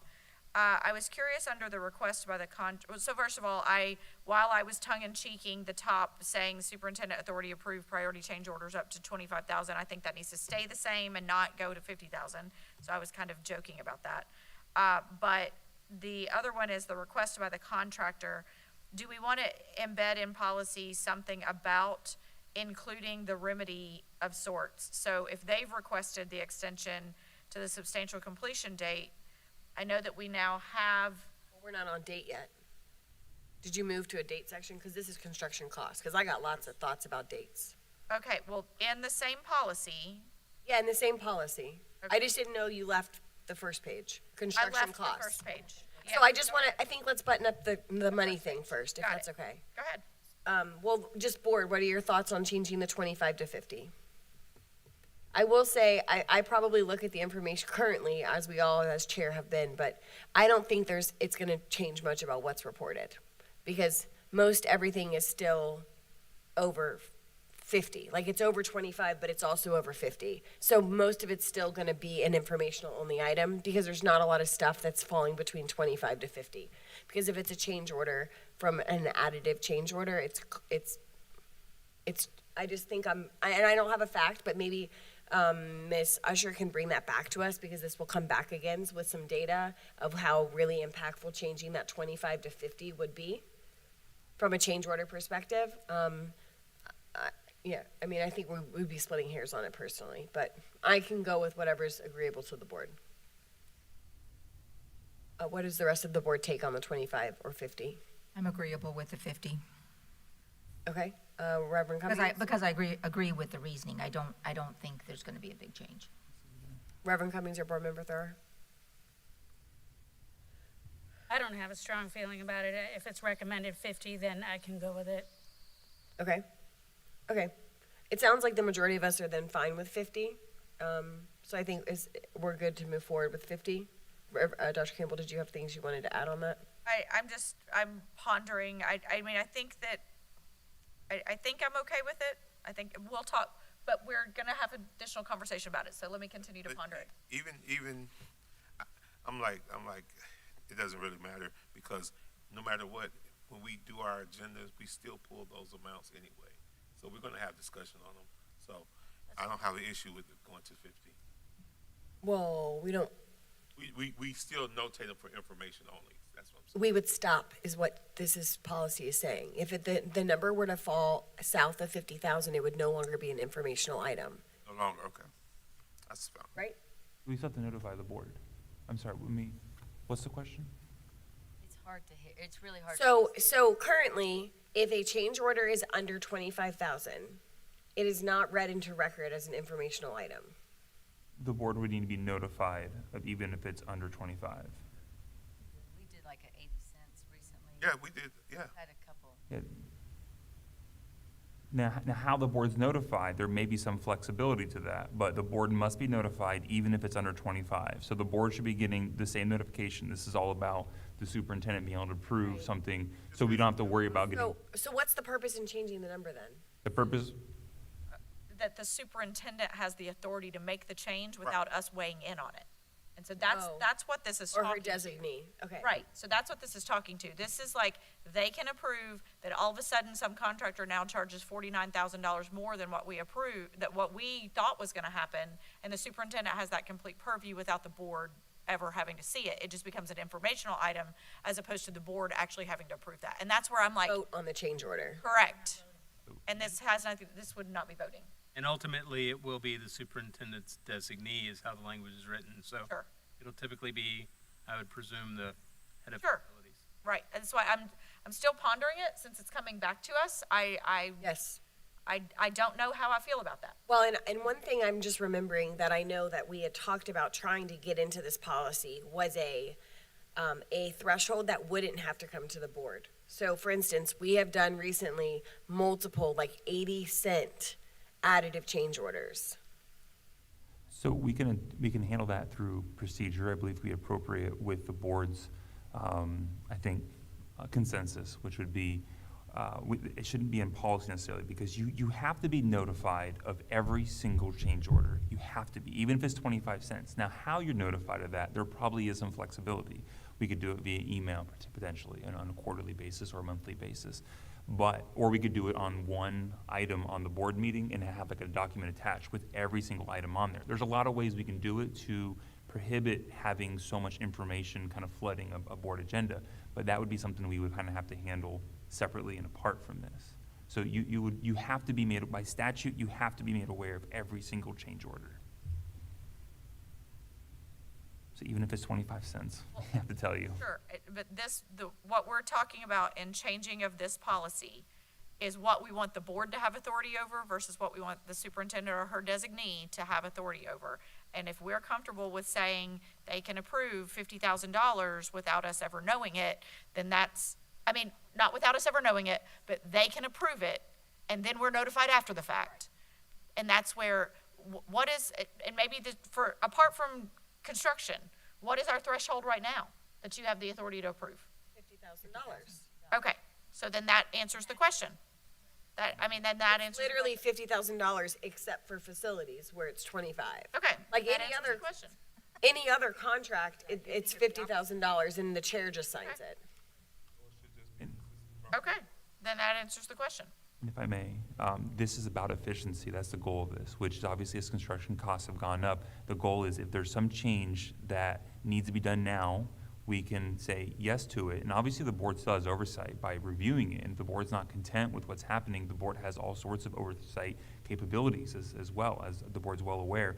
But this is the idea, we don't want to delay things, especially if, I'm just going to give an example. I'm making up all the facts that are beneficial to my point, but let's say if we don't order now, the price is going to go up in a week or 2 weeks, then that could be an example of an inefficiency. Now, obviously, that's a pretty advantageous fact pattern, but the point being, though, is the board is still made aware of all items, and the board can exercise its oversight capabilities, and if the board's discontent with how things are going, the board knows how to let us know what the board's interested in. So this is about trying to make sure, and there's a cumulative total as well for this, so it's not like we can just piece a whole bunch of items and suddenly there's a substantial change that the board's made aware of millions of dollars. There's a limit to that. So, but anyways, the whole idea behind really this entire section change is hopefully to provide some levels of efficiencies while still providing the oversight at the end of the board would like to have as well. As to that next section, superintendent's authority to approve priority change orders up to $25,000. Sorry. So did we settle on 50 across the board? Yeah. Going once, going twice? An edited version of this will still come back to us in part 2. So either way, we'll see this in part 2. Okay. But yes, I think. Right, all of us said 50 was good. Maybe Dr. Kim. That would be in alignment with all the other approvals. Thank you for the clarification. It was a hanging chat. So moving on to completion date. As to superintendent's authority to approve priority change orders up to 25,000, that also can move to 50,000, provided that we add language which requires the board chair also to sign off. So we have in this, district, and in most districts, the dual submarine keys, the ones where you get to, both people have to be turning that key. So if the board chose, we could make that priority change order up to $50,000 if it were to include both the board chair and the superintendent. That's just something to think about and decide. Was there any further thoughts on that, board, or? We can leave it exactly as it is. I think when you bring it back, I like the recommendation of what you just said, that it's not just, that at least the board chair would have some authority there as well, I guess, apart from just, I mean, it's interesting that the recommendation did not come from staff to change that one to 50. That we're talking about changing it, so that's interesting to me. Anyway, I'm fine with that.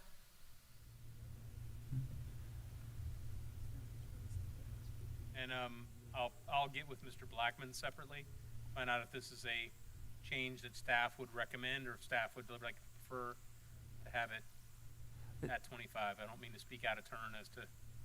Staff will take the higher amount, but it's not a matter of, they were, when I went through this process with staff and we sat down and we talked about this, there was a real reticence to be asking for too much. They try to keep things within the lower end of the spectrum. So if the board believes that that's a good idea, certainly we're not going to say no to it. The real thing we need to do is just put a design build policy in place, and then that way we wouldn't have change orders ever again. Okay. So are we going to the $50,000 and being consistent across the board, 50 across everywhere? I believe that's what the recommendation from the board has been, or the majority of the board. Because I'm looking like, it was strange that the staff didn't recommend. Right. Reverend Cummings, I can't hear what you're saying. It was strange that staff did not recommend it from 25 to 50. I would have just, me personally, just keep all the numbers. Same. Sounds like they were being. Well, and staff, to be honest, staff may not wish it because of the fact that this now means that anything up to 50,000 requires superintendent and board chair, whereas 25,000 and below may be more commonly what they're dealing with, and they can just process those without board chair. So that's something for, I believe I think that Mr. Blackman and I can present you with two options. Just know once we give it up, we're never getting it back. So, and that's fine. We're in a hyper building mode right now for the next 8 to 10 years. So that's fine. And so I think that We can get it back whenever we want. It's our policy, not theirs. I understand, but it's more difficult to go backwards than it is to go forwards. And there's not a single recommendation in here to reduce the amount. So, and that's fine. But how rarely do you ever have an amount being reduced versus being increased? If it's been abused, we have the right to bring it back. Completely agree. I But if know. it's being abused, it's going to be more difficult to even identify the abuse. Because they're going to be presented to us, but in big batches of things, potentially even by email now instead of being read in a board meeting. So I respect that we are in a hyper building phase. I respect that staff wants to work more efficiently, but every dollar sign that we give authority over, the board's responsibility is the budget, and the budget includes the facilities budget. A deep dive audit in facilities budget doesn't happen like we have our audits on our schools. So well, we don't approve an internal audit of the facilities department like we do on our schools every board meeting. So, I mean, I'm just, again, we don't have to belabor this point. It's coming back to us. I just want us to really be cognizant that every time we give up that authority, and that's fine. It's fine if the board agrees that we need to be okay with that. But our job is budget, not hers. So that's. And I believe that my discussion with Mr. Blackman will probably also include an option which allows superintendent's authority to approve the priority change orders up to 25 or up to 50 with the board chair. So it's bifurcated. So if it's 25 to 50, then the two of them would sign it. If it's as to what they requested in the first place, they have their request. Otherwise, if it's slightly more, then it does require some board oversight. Can I just respond to one quick thing? When I mentioned email, of course, that's a potential suggestion, but additionally, it might be just for certain thresholds. So for instance, items under $25 might come into an email form versus things above there would still go to the board and agenda. There's a lot of options. I was just presenting different ideas. I didn't want to mean to suggest that that was what we were intending on going forward with right now. Okay, if we want to move to the latter half of this policy, under changing substantial completion date. So I know that there was some discussion that several of you wanted to have. I can start. Yeah, go ahead, Dr. James. So right now what we're looking at is a 10% or 60 days, essentially circumventing the authority of the board. Right now, as it exists, because of the absence of policy on this, every change order with any time extension comes to the board for a vote, not for an information item, right? And that's a correct statement. So it's not an information-only item, but every day, even to the singular day, is a time extension. So I have a variety of concerns, but those have been pretty well maintained for the last couple of years. So what I will say is this. Paragraph 2 says that if the substantial completion date is not this contractor's fault, then the superintendent has the authority to approve 10% of the total days or 60 days, whichever is less. Which basically means if our staff don't do their job up to 60 days or 10%, whichever is less, that doesn't have to come to the board for a vote. So Is that a correct statement? Let's start there. now I would ask what you mean by, if you go back and ask why was there a delay? Because why there's a delay does matter. The delay is because what in this scenario? Well, in paragraph 2, it just says not the fault of the contractor. It doesn't say why. And for context board, I'm going to give one example, and I'm not going to like belabor this for this whole day. Vanguard High School elevator shaft. 200+ day delay. We can't even go after liquidated damages because the contract didn't even have the proper terms in it and had a TBD, basically, different acronym, as the expected delivery date for substantial completion. So we couldn't even go after, and I haven't even brought this up because it's not even, at this point, it's not even worth belaboring. But the point is, the Wellbro in their negotiations, Wellbro, correct? Right contractor, only was taking ownership of like 80 days. And our legal counsel was in agreement that like 80 to 100 days was probably what they were responsible for. We were responsible for 100+ days of the delay. Now, this is going back 2+ years. So Miss Usher is holding a bag that she's really not even responsible for because all of this contract and all of this stuff preceded her work in our district. My point is, this is a glaring example of why if our staff is responsible for a delay, it should come to the board every single time. If the contractor says, we got a hurricane and we're now 20 days delayed and that's all valid, I'm in complete agreement. We don't need to be in the weeds on a 20-day delay of a 200-day project. which is 10%, right? Because of a hurricane. I'm totally in agreement with that. But when our staff is the reason for the delay, I think that should come to us every single time. And so I don't disagree with you, Dr. James, and I'll say that the purpose, so I think an extra line might do what you're asking for. So in the first paragraph, the request by staff is only supposed to be if it benefits the efficient operation of schools or the delay is beyond the control of either the school district or the contractor. If there's something to do with the staff not doing their job and the delays because of them, I agree with you, it should come before the board. Now, you may parse and say, well, who's going to determine that? But the board has oversight when this comes before the board, and certainly just as you're doing now, has the ability to bring up these issues. But we only know, just to interject, we only know about Vanguard because we know about it. So the absence of making the board aware would then leave the board unaware. And I know that sounds very Kamala Harris of me, but that's, because I'm talking in circles, but what I'm trying to say is, like, we only know because we know. And so if you don't, if we get to a place where we're not saying anything, then we're not going to know. And I don't disagree with you. However, if it comes out that their delay was because of staff and they didn't tell you, then that's something the board will eventually find out about, and there will be, well, How would we find out? how would you, School calls and complaints. well, if there's a delay, I mean, if there's a 1 or 2 no. day delay, you probably wouldn't find out, but I'm being realistic. Do you know about it? I mean, maybe the quarterly facilities report, it would be buried in. I mean, maybe. But obviously, in most scenarios, what you're probably concerned about is the larger, I do agree, smaller delays you'll probably never find out about, and I mean, I don't know.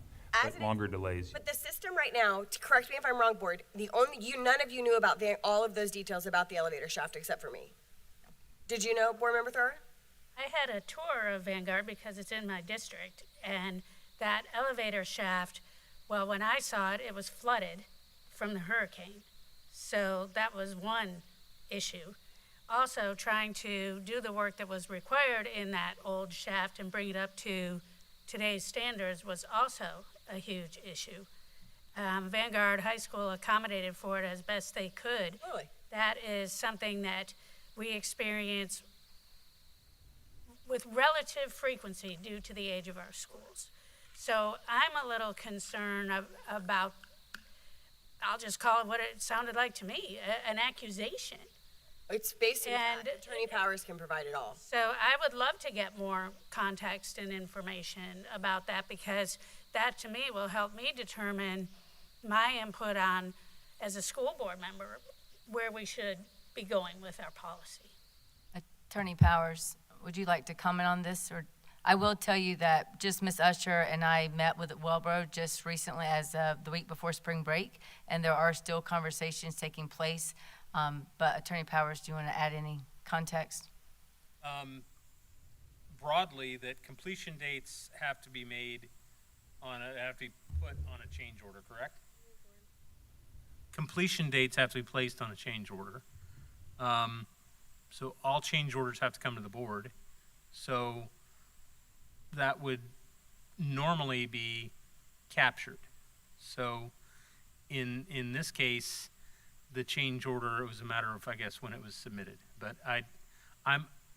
We've yet to see a change order for it. and there won't be at this phase because of the fact that that was a case in which in the original contract, there was TBD, to be determined, and someone let that get into the construction contract, which led it to a question of whether there was any date or whether 2062 could be, still out there.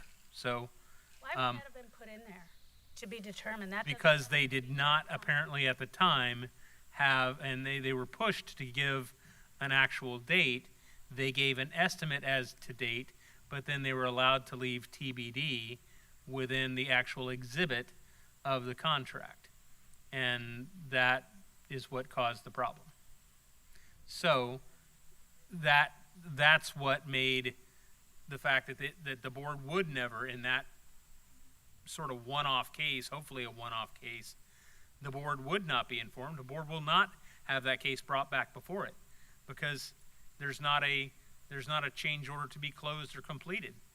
It's not, there's not a updated timeline, an updated date, because the date is always to be determined. So it's over, essentially. Wasn't that TBD put in there because, Put your microphone down. I'm sorry, wasn't that TBD put in there? I'm just trying to remember something about this, that it was put in there originally because of the availability of the parts that they need to fix it. To And that's update it and upgrade it and correct. bring it up to federal requirements.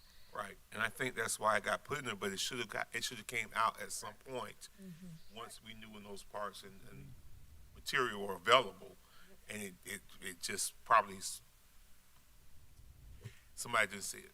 Well, and to your point, that's why I have been pushing for, when we know there's a delay, to bring a change order to the board with a new end date. Because if that had occurred when the hurricane happened, or when any of the delays had occurred, and we had established a new date based on the guidelines, then it's really easy to place quote-unquote blame on who is responsible for the delay. Because if you do them incrementally based on issues that arise, then it's very easy to notate, okay, well, there was a hurricane, it flooded, we're now 20 days delayed, and you put that in, and then you change the date. But this school district, until very recently, has been in a habit of no change orders, and then at the end, we just see a change order for X amount of days that somehow is supposed to encompass, and it's a Monday morning quarterback opportunity for the contractor. Because then they can go through and say, well, these days were because of this, and these days were because of this, to avoid liquidated damages. And so I think our process has improved for incremental change orders as we are made aware of them. And again, all of this predates Ms. Usher. So none of this is hanging on Ms. Usher by any means, and the department that is existing right now. Because this project was like 2 years ago, basically. So, but my point is, and my heartburn is around the absence of accountability if our staff is responsible for the delay, and then who is the judge and jury on the responsibility, which is the superintendent, but the superintendent, we are the judge and jury for the superintendent. And so my concern is releasing that power, I guess is the best word to say, or oversight, to be able to have awareness of those delays, because 20-day delay for a 200-day project, 20 days is significant, considering, especially if our staff are responsible for the 20 days. Mother Nature is Mother Nature. My concern is when our staff are responsible. So, Dr. James, if I may, I think the problems you're describing are the ones we're trying to address. Maybe we don't necessarily, maybe the numbers can change, but the idea being is we want the board to be made aware almost immediately. The same language is being used here, and we can actually make this language reflect the language from the previous page, which is being made according to publishing guidelines, whatever it is, that when a delay does happen, and like you said, 10% or 60 days, whatever's less, when a delay does happen, it has to go before the board at the next scheduled meeting. At that meeting, we can indicate why the delay is occurring too, and that's also your chance to provide some oversight. What we didn't want to have happen. I'm really not trying to go back and forth, but the first sentence of paragraph 2 is different than the second sentence of paragraph 2. The first sentence says if it is 10% or under 60 days, it's not coming to the board. It is not, unless I'm just missing it, but I don't think I'm missing it. If it's over 10% or 60 days, then it comes to the board. But there is a circumventing of the board with under 10% or 60 days.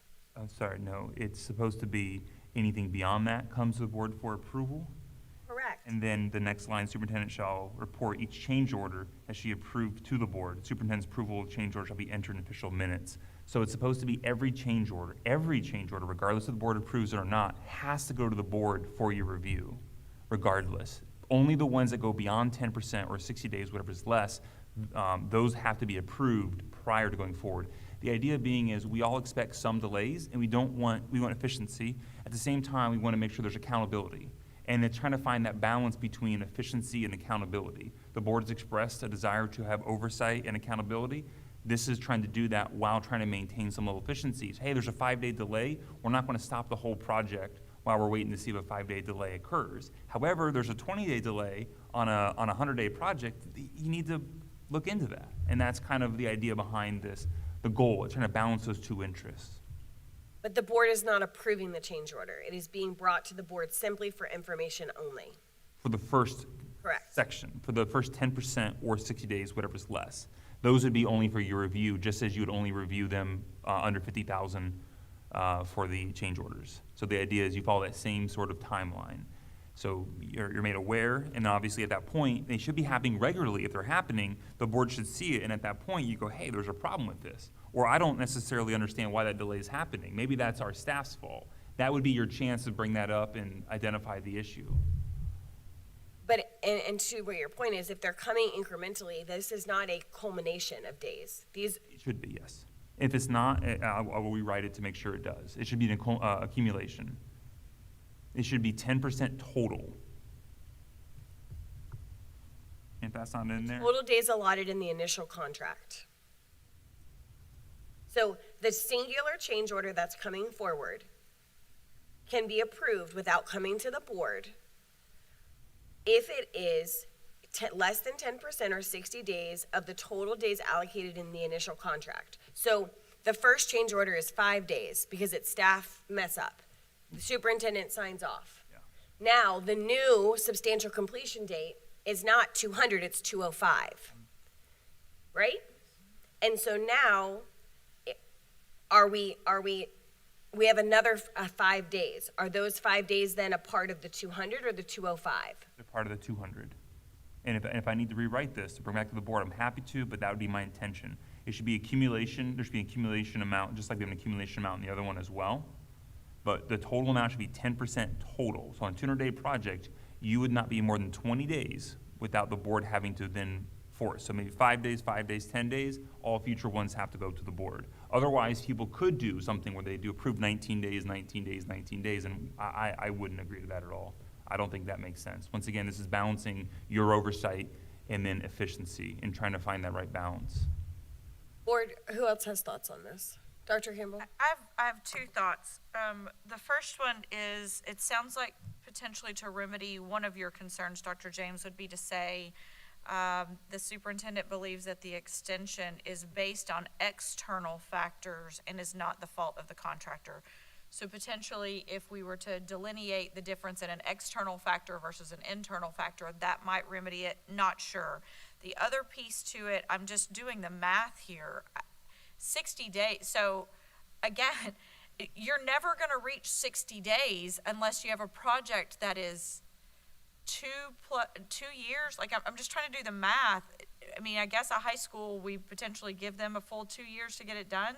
360, and I'm assuming these are based on calendar days as opposed to business days. So 365 days in a year, if they have to go beyond, if they're a month late, that's still way below 60 days. If they're 2 months late, it's potentially still below 60 days. So I'm trying to figure out the balance of even using 60 days as a number, because the only thing that we would be a 60-day on, I would say, is something that has potentially 2 years of a contract. 18 months? Madam Chair, an option for discussion would be that we could make it so that the superintendent and board chair together have to approve any delay up to 60 days. So that's another potential option.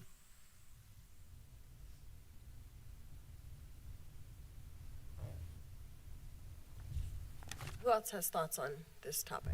And I'll just respond, I agree, 60 days is unlikely to be the number that's ever met. 10% is likely always going to be the number.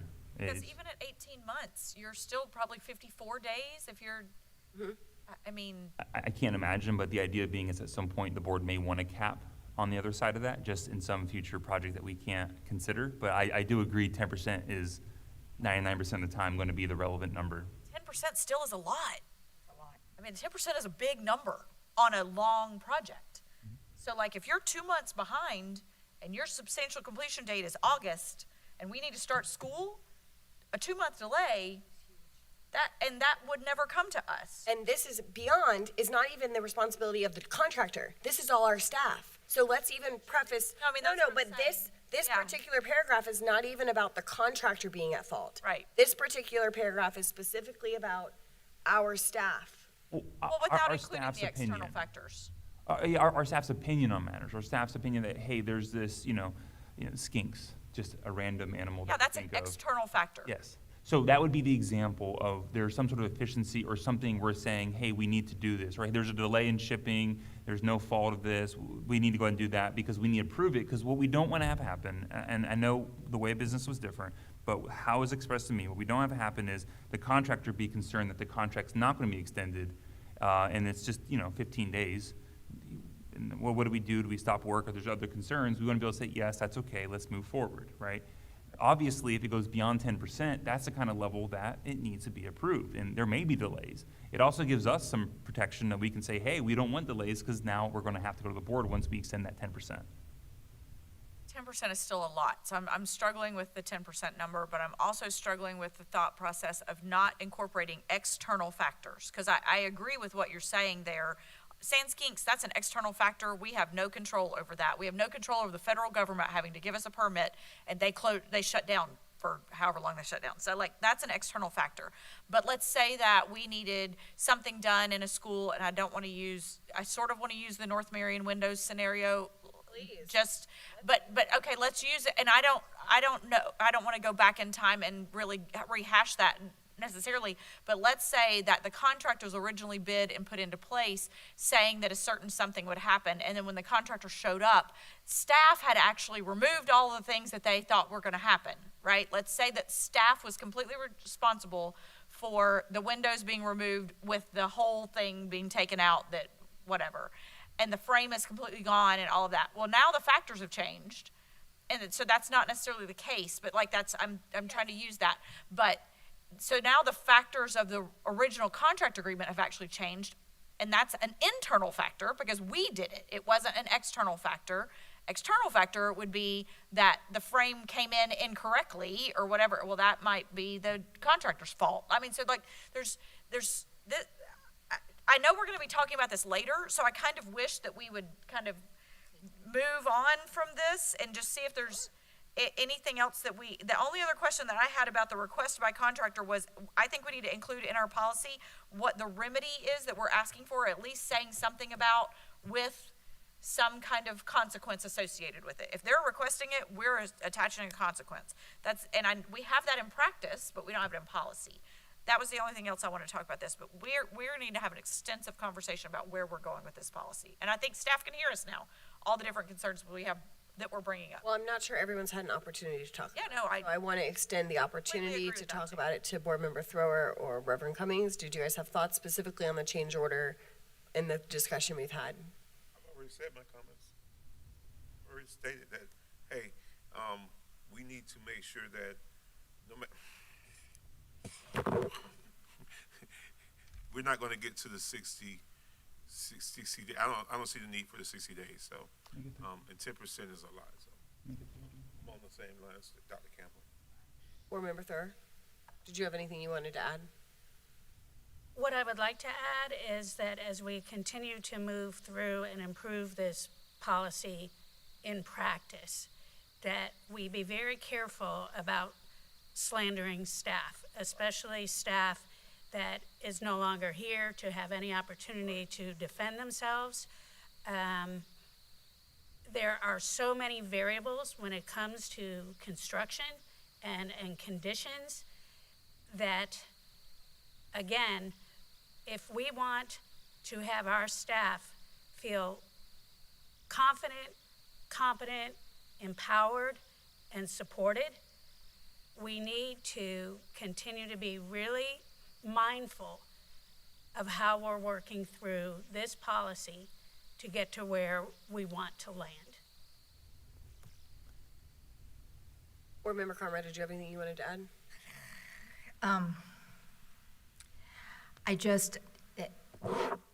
To go with Board Member Thrower's comment that she just shared, I think the other side of that coin is transparency. I 100% want to support our staff. I think most people know that about me. But when we have a 2-year-old problem that most of the board either has not been aware of, or they were just recently have been made, that there's a problem. And we need to figure out, as a board, through our policy, how is the board going to stay informed on these issues? And that falls into transparency, even if it's just through information. And so I too feel like the 60 days at 10% is a big number. I'm struggling with that. That's a long time in school calendar. You know, we're thinking about what our staff and our students have to work around and deal with. So anyway, I would like some compromise on that to come back.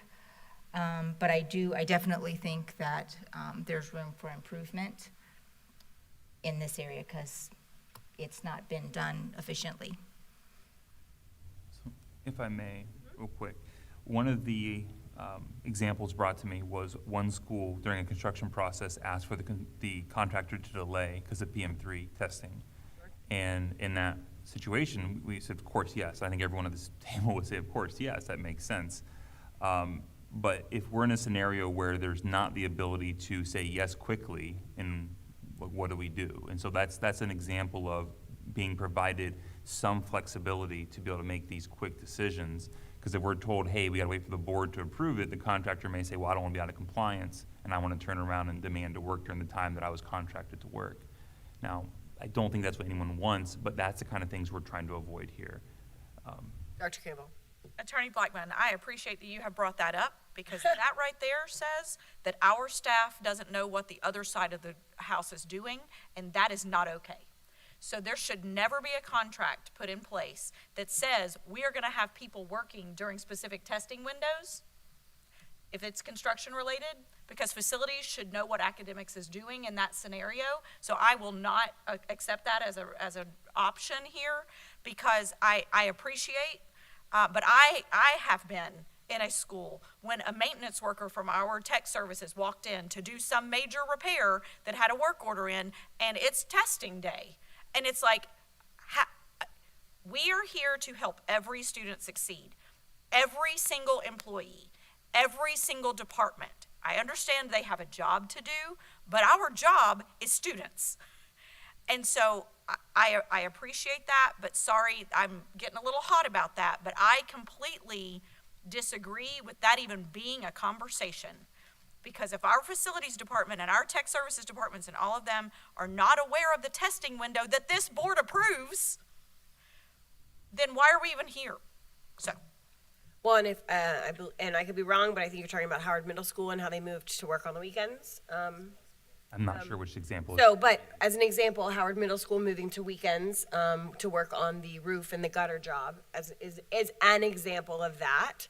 There was a delay, and then basically the contractor said, okay, well, we're backing out of our window, and so now we have to work on weekends, basically, and they got it done, right? But they had to work weekends, and it got extended. We meet every 21 days, like in a 21. I do not see how there's ever a time if we are not staying on top of our schedules that a change order. We know the testing schedule is the testing schedule. It's literally already said. It's given out at the beginning of the school year. So if all of the parties are talking, and they are now, there really should not be periods of time when all of a sudden we wake up on Monday morning and go, it's PM3 testing. I just don't see that as a reality. Everyone should be able to backwards plan out of that at least 30 days to get a change order to the board timely so that no one is inconvenienced. And we can absolutely continue to do what we're doing. I would point, if that's what the board's consensus is, I would only point down to the last paragraph and ask about that third one, which is an example, come to emergencies, and I can explain that to the board and what was intended by staff with that paragraph. The idea behind this is, as it was explained to me, this would be an extreme situation, and this would be the kind of situation that no one can necessarily anticipate.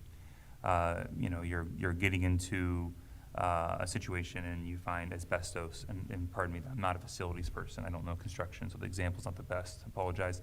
But you get in there and you realize, hey, we have to move forward now on doing this, or else we're gonna risk getting the kids back to school on time. that we could say, hey, go ahead and approve that in an emergency situation, but only that. Talking with Ms. Usher, she would expect this to happen once or less per year. This would not be something that would be regularly done. This is something that is rare. But if not, then we run the risk once again of having to come back and delay things that you could even change it to the board chair could sign as well, as Attorney Powers has recommended before. Like, you can create other oversight opportunities so it's not abused by any means, but having that opportunity, I think, is important to making sure those unforeseen circumstances are dealt with accordingly. Board Member Thur. Thank you. And this is just another great example, this whole conversation of something that we have struggled with as a district for eons, and it's internal communication, I remember as a classroom teacher, having someone show up to, I don't know, it was probably change out the fluorescent light tubes. Yes, it's the light bulbs. Yeah. And, how is that person supposed to know what my lesson plan was that day? I always considered it an intrusion, during my teaching time, almost no matter, what it was. So as we continue to strive forward on this, and certainly being, mindful of our past to improve our future, then I'm going to be all for that conversation. Now, what that looks like, if facilities needs to literally have an academic calendar that they also have as part of their process of when they schedule things that are non-emergency in nature, so be it. I agree with you, Chair James, that there are all kinds of ways to improve, and Board Member Conrad, to improve transparency, to reduce variables, to help keep everyone on the same page in an organization of our size. Well, and this is going to come back regardless. Obviously, we also, based on this conversation, want it to come back. So this particular one will come back. Certainly, staff can have conversations based on the board's robust discussion today. And I would encourage, if staff want to hear me in any further length describe my hesitation around this, I'll certainly meet with staff one-on-one to, share my concerns as a board member before we meet again on it. So we've not received any specific Correct. requests for alterations. So when it comes back, that's going to be what we're going to have to do. Well, unless staff spend a little time talking about it and want to provide an alternative recommendation. Understood. I think we're there. Yeah, can I get, and I want to point out, and I apologize, I mentioned before, but under requests by contractor, the point of this is that if the contractor ever requests something that we don't agree with, we cannot do it without first coming to the board. And that's why that paragraph is there. Now, and if you look at the request by staff, a contractor could request staff to bring it, and if staff agrees, the contractor says there's skinks, right? That would be an example of a potential window. So I just want to ask the board if there's I've heard the conversation, but if we could button it up so I could say, what sort of guidance to the staff would you like me to relay to see what we can work on, or anything at all? Perhaps there's no window that the board wants to have for this, and that's okay too. If I were to attempt to summarize, I would say that we felt like the 60 days was probably never going to happen, but I can appreciate the staff saying that there needs to be some level of a cap on it. I think I heard the majority of the board be in disalignment with 10%, and they want the number to be lower than that, so they want to see at least an alternative option for 10%. I obviously discussed even having hesitation around any days if it's staff responsibility, but bringing some options to the board regarding that. I personally think, and the attorney mentioned duplicating the language on about bringing how it's brought to the board, the 4 or 5 words we added in a previous policy. Board chair. No, that's not what I'm talking about. I'm talking about the publishing. And the next publishable meeting, or as aligned with publishing guidelines. So adding that language to wherever it says bringing it to the board, so that it's clear it's coming to a board meeting and not just an email. And then, is that summarized kind of where we were at, board? And I would just add a component of communication, formal communication to the board. If you're, if the chair is approving, if that's where the discussion goes along with the superintendent, but the rest of the board is notified. And I will say, Board Member. I was going to say, I like that, Board Member Conrad, just because, again, a lot of times we're the ones getting the phone calls, when school opens and the elevator's not working, or, something else, so that we at least have some knowledge.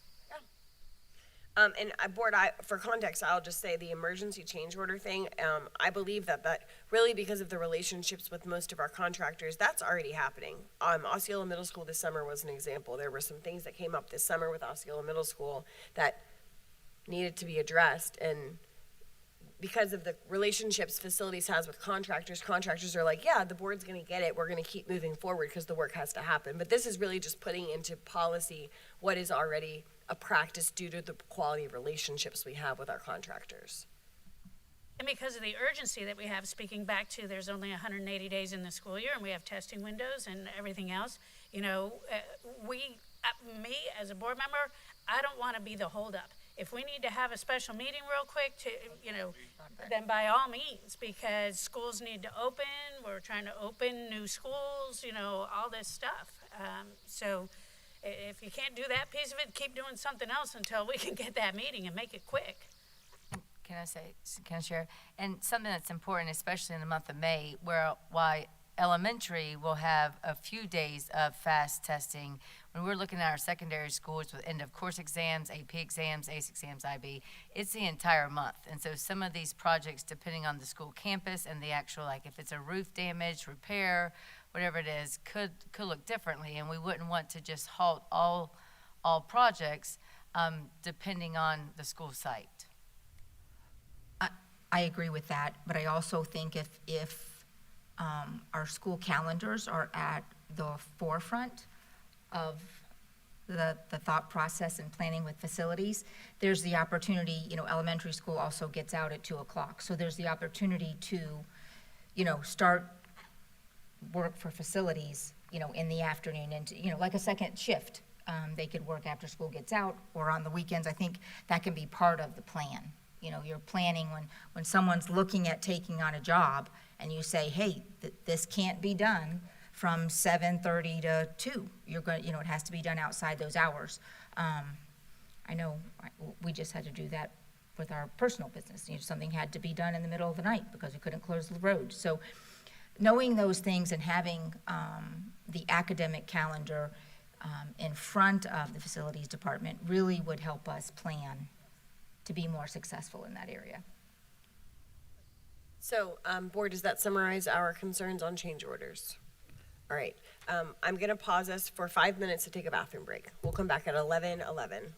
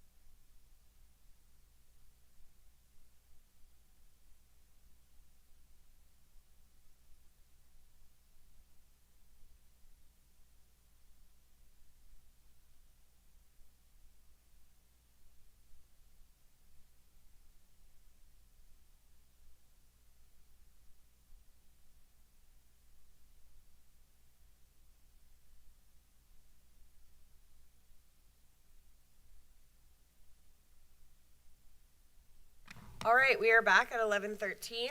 Attorney Powers, I think we are at the travel and expenses policy. Dr. Campbell, did you have questions on this? Correct, yes. My only question is just the difference in the state and the federal rate. It looks as if right now the state rate is the same as the federal rate, or at least what I saw last night. Maybe I'm wrong on that, and I'm assuming the reason we're wanting to go to state versus federal is because of a cost savings, but I don't know that they're out of alignment right now. Maybe I'm wrong on that. So, I mean, if there are no other questions on that one, that was my predominant question. We're just trying to go from federal to state. The recommendation was it was less, it costs less to reimburse in the state rate than the federal rate. If there's been a recent change, it's escaped me, but that was the purpose of the request by staff, was to decrease the amount of money being reimbursed for travel. Okay. And it aligns with the board's travel expense as well. That's fine. Whatever's less is what I want it to say. And so potentially it's state or federal, whichever is less. No, I understand right now it's state, but again, I think that we might need to have the policy say state or federal rate, the lesser of the two. However that needs to be worded, I like that. just because Then we're not having to check it every. currently state minimum wage by constitution is more than federal minimum wage. And so obviously that's a little bit different because that's a constitutional amendment. But if there was a way for us to say whichever is less, then that's what I would say on that. That's the only comment I had on that policy. Okay, any thoughts on adding state or federal, whichever is of the lesser? I'm in favor. I can agree with that, Dr. Campbell. Attorney Blackman, did you have? One of the goals of this was to make sure it matched the board's travel. Would you want, I know we're not here for that one, but it's something to consider if you want to match the board travel as well. Have board travel, yes, absolutely. Sorry. Whichever is less. Whatever's less, yeah. So if you need to bring that one back to us, then that's fine. Well, we didn't advertise it, so it wouldn't be able to come back for round two. It would have to be at a separate policy update. But, Okay. But the noted for future policy discussion. Absolutely. Yes. Absolutely. Reverend Cummings or Board Member Thrower, are you okay with whichever is less being added? All right, sounds good. Ms. Brown, did you capture that? Yeah, wherever it states it throughout, I believe. State or federal, whichever is less. Yep. On the policy 6605 crowdfunding, my only question on this one, and just since it's coming back to us, is just asking, I'm assuming that the Public Education Foundation, as I know direct support organization is another policy in here, but that they would abide by all of our policies, and just ensuring that this doesn't impact them, specifically about the fees being charged by the crowdfunding.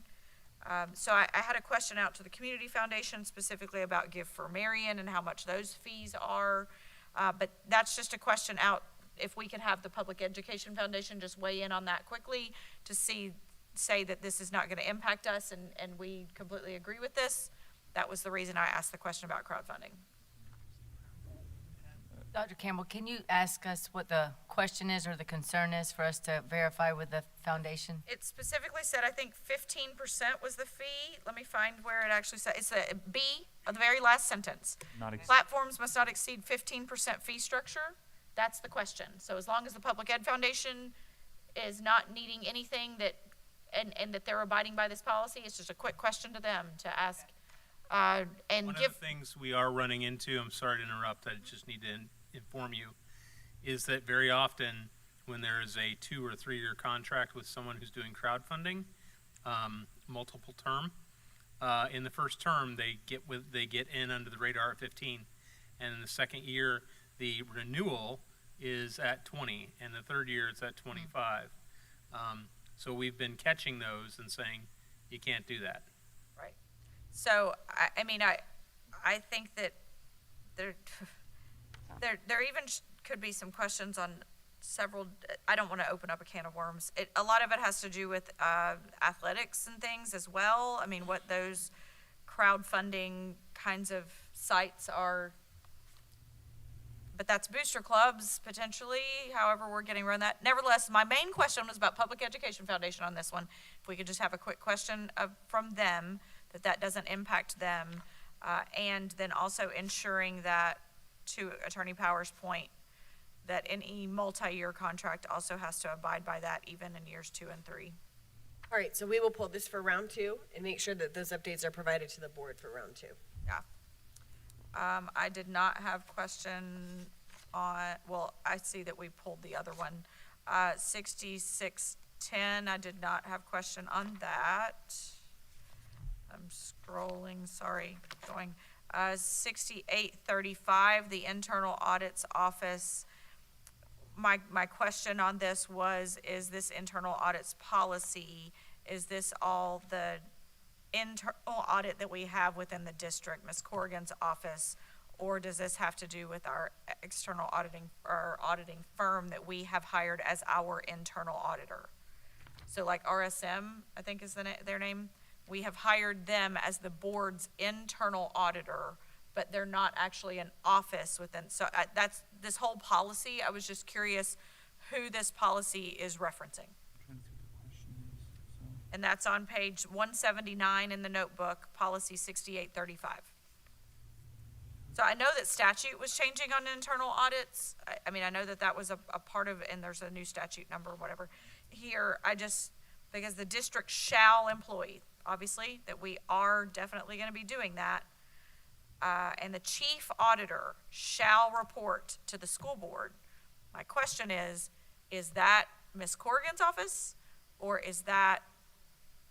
The auditor, the RSM, Yes, reports directly To to the the board. school board, correct, right? Normally, in the past, they've gone through the school board attorney, sure, but they do not, they provide a okay. informational. Then you answered my question. My question was, is this policy referencing the board's internal auditor, which is RSM currently, or is this policy referencing the office that we know that Ms. Corrigan holds within the school district that presents all the internal school audits to us on a regular basis? That's my question. This is for RSM, right? Okay, that's And I'll the note question. that the only alteration is the professional development, professional learning. Understood. But that was the question, so you have answered it. Thank you. Gifts to the school district. Oh, that one's fine. I'll fix that one later. Okay, Yes. we're moving into 7,000s? Yes, 7,000s. Okay, 7,000s, property. 7230, gifts to the school district. 7434, smoking and tobacco-free environment. 7540.02, digital content and accessibility. 7540.04, staff technology acceptable use and safety. 7540.08, artificial intelligence tools and applications. And that's all. So as to the 7,000s property, open the floor to discussion of any item there. Dr. Campbell? So 7540.02, page 188 in your book, if you're following along there.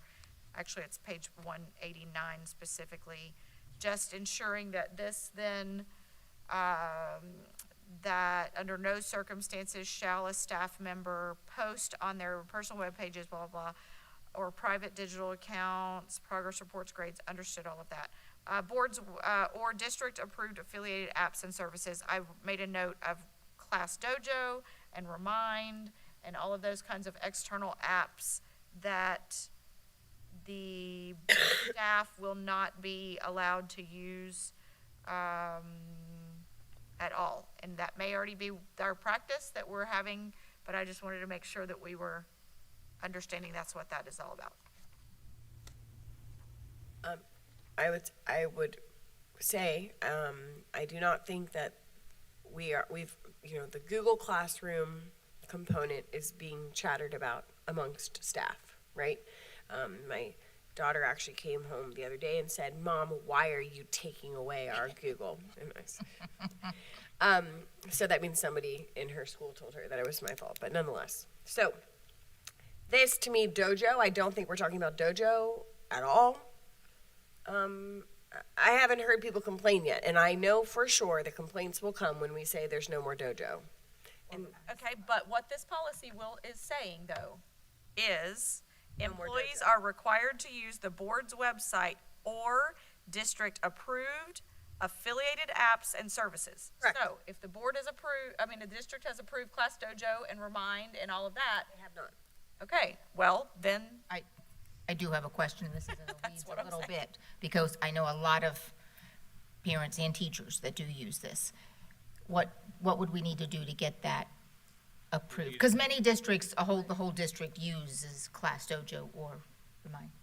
We are actively working on an agreement that is between technology and legal right now that will replace Class Dojo. We have notified all the school administrators that because of the safety behind the data security behind Class Dojo, that we cannot protect our students and our teachers with that platform. So the program that we are entering into would be the appropriate tool for them to use, and we would begin the professional learning for that this summer. So you're right about the time frame on this, Dr. Campbell. If we do approve this, we will violate our own policy until July because we will not have a replacement program until that time. okay. That was What it was? my question. And the consideration is with a platform like Dojo, for example, every communication that is on there is a public record. And it is also subject to disclosure and discovery. And we've had discovery requests in risk management.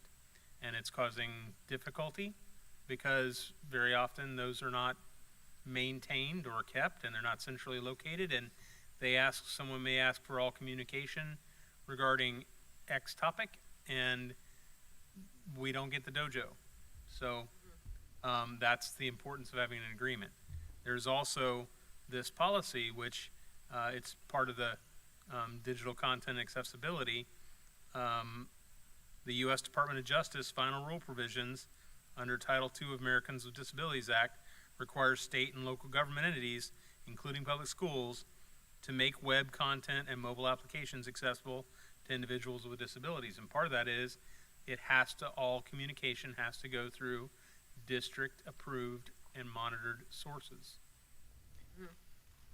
So I think, I don't have any issues with what's written here. My concern would be, do we put it in the packet that's gonna be, at this point though, respectfully, we're probably pushing into May before we have the hearing on this because we're gonna be end of April for our part 2. And then from there, how far out are we on the board meeting where we would approve what's our timeline? Right. And You'd can have we to do our put, 14-day notice and then another 28 days after that. So let's just put into practice that we're not gonna have the hearing on approving these policies until June. And then we're good, Okay, right? perfect. Okay. That was the reason I brought it up, because I appreciate the way that we're gonna be putting this into policy, the way it's worded and all, but just wanted to ensure that we knew the implications of what was happening. Hold on. Go ahead.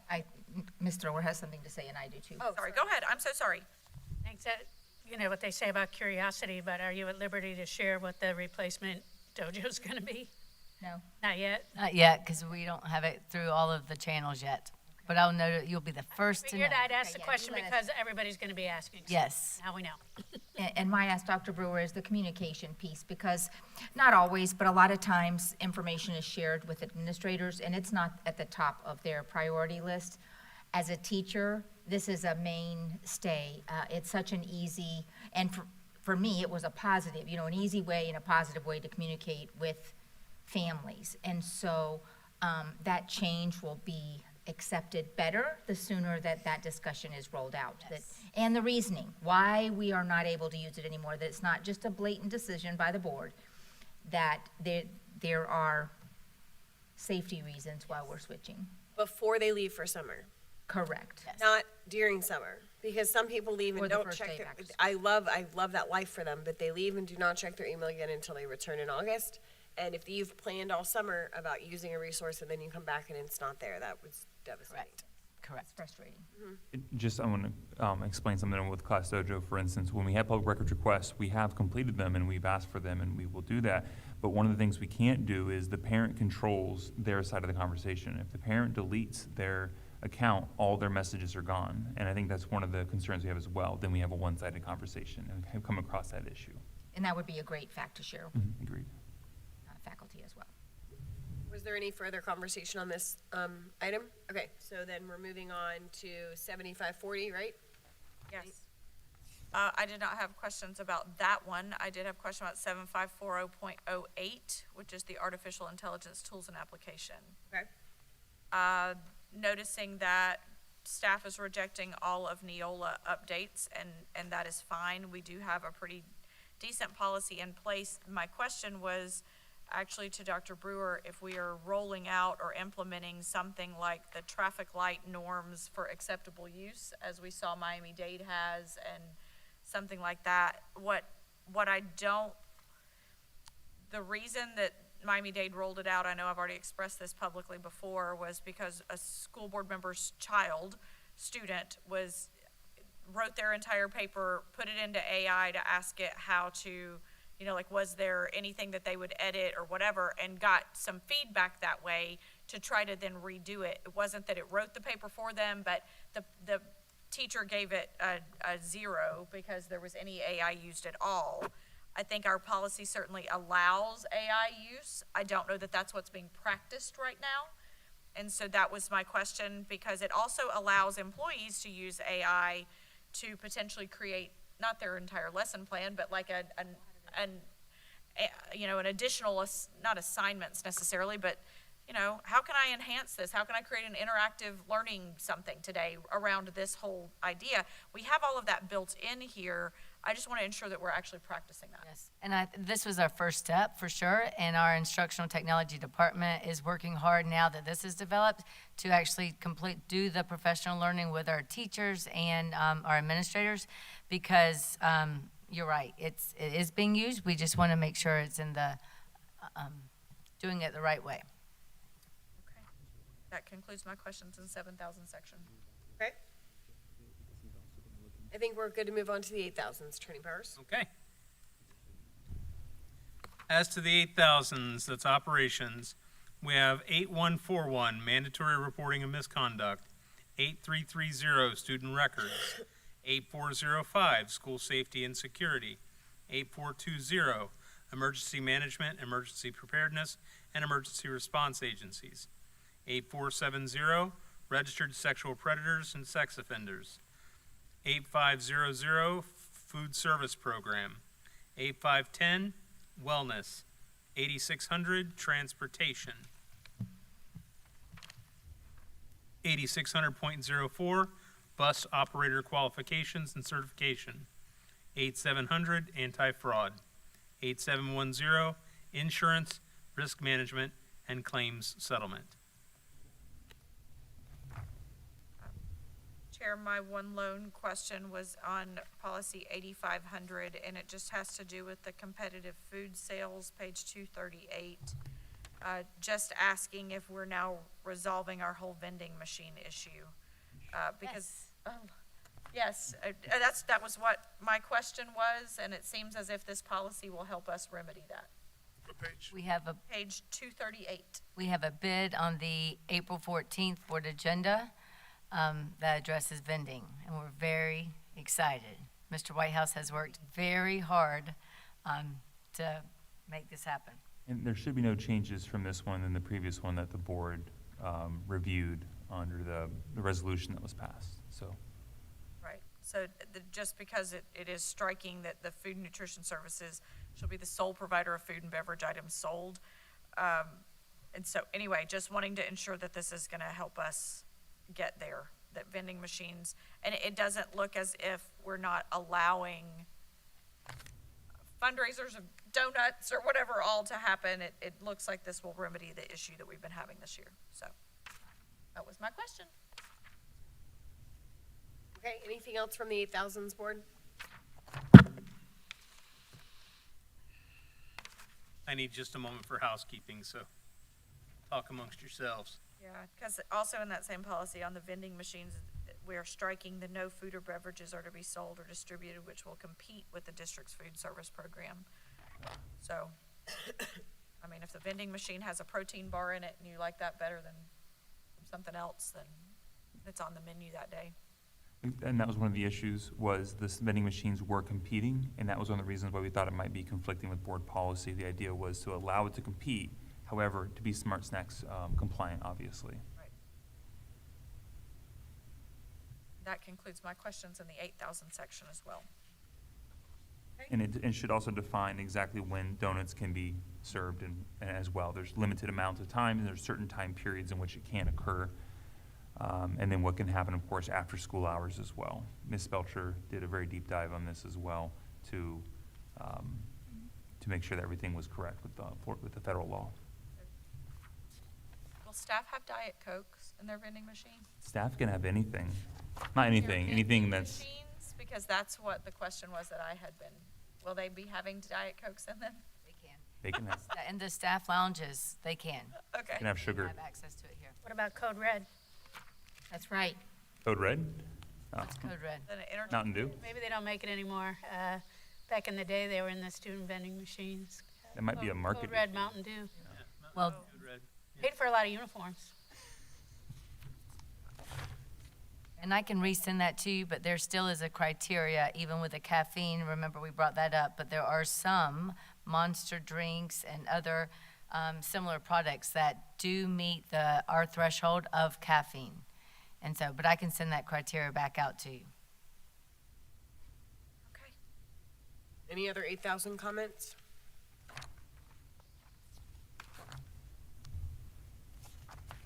Okay, then moving on to the 9,000s, community relations, booster clubs, and other outside support organizations, policy 9211. 9215, direct support organizations. 9700, relations with special interest groups. 9700.01, advertising and commercial activities. So Chair, both of the first two policies, the 9211 as well as 9215, I think was the number, yeah. Both of these are NEOLA updates that they're rescinding, but staff is wanting to keep them. So I just wanted to have a conversation about that to have more clarity as to why NEOLA would be rescinding the policies, but yet staff is keeping them. And that's fine. I mean, NEOLA is not our policy, they're our policies. And then NEOLA just makes recommendations. But do we know the reason why NEOLA was rescinding the policies? I do have a pretty broad understanding why they wanted to reorganize kind of how everything was done, and none of it was required by statute, to be clear as well. And they said that in their notes. And when reviewing this with Ms. Corrigan and with staff, the idea was that we already had a really robust policy that was very particular about oversight, and felt that the NEOLA one probably wasn't doing as sufficient of a job, or at least to our standards of what we preferred. We have written in additional requirements in some of the policy in the past about what we require, for instance, for credit card purchases and things like that. And staff just preferred to keep it the way it was. But we did, it's escaped me exactly the couple lines, but there are a couple of lines that were kept or we took and moved in that we thought that NEOLA had a good recommendation. So you might see a couple of those in there. But for the most part, it was keep things the way they are. I don't think I saw any changes to the first policy at all. It might have been in a previous one. I could, And I can have those updates at a later time. I have them all in down. 9215, we didn't pick up any of their language that I can see either, unless I'm mistaken. And direct support organization, are booster clubs set up as direct support organizations? I was assuming the only direct support organization we have is the Public Education Foundation. That's my understanding as well. Okay, so this whole entire policy is just about them and our relationship with them. So our policy is much less robust than it looked like what NEOLA had been recommending on that specific. But Yeah, they wanted us to remove, I think it was 9211, if I remember correctly. I have to double check though. But they wanted to remove an entire policy that we had that was a very robust policy, and I think that's where some of the language has gone. And Yes. it looked like it would be, we're removing it, not taking recommendations, but we already have something similar in our current policy. right, they wanted to rescind the whole policy, and so that understanding the justification of that they wanted to actually just redo how the policy was done, and our policy is better than what they were creating, perfectly fine. On the 9215, though, on direct support organizations, there are a lot of NEOLA recommendations that staff rejected all of those, and so some of it's a little bit difficult to read whenever you're trying to read through pink that's also stricken through. It's like, so I didn't read all of that. I just wanted to, I guess, understand why NEOLA would be making so many recommendations that we're rejecting. I believe they were combining direct support organizations and outside direct support organizations, combining the definition, and the goal was to keep the support organization in its own separate policy and treat them differently. Got it. So they were potentially combining 9211 and 9215 together, and that's what all of this language is essentially the pickup from 9211 possibly?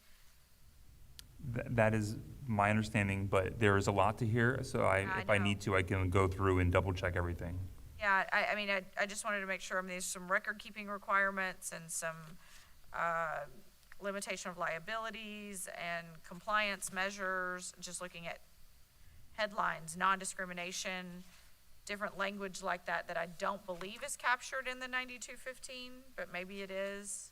And one of the items that was brought to my attention during this process was that the district support organization that we have here in the district has a more aggressive auditing process as well as compared to, and so the idea would be if you were to give they have a more stringent process than what is required for other organizations. So they said, we have this strict process, we want to just keep our strict process. That was also relayed to me as well as part of this review. Okay.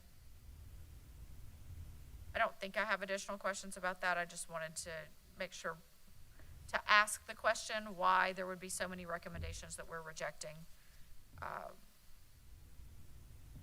So I think that covers it. All right, board, anything else?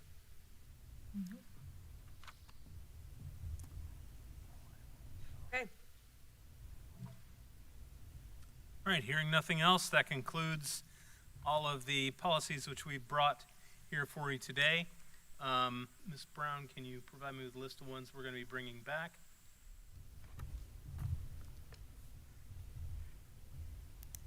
Okay, we're going to be bringing back policy 2111, parent and family involvement in the school program.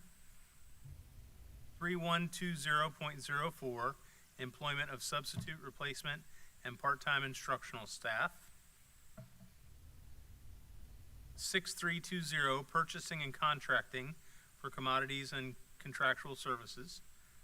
6345, change orders. 6605, crowdfunding.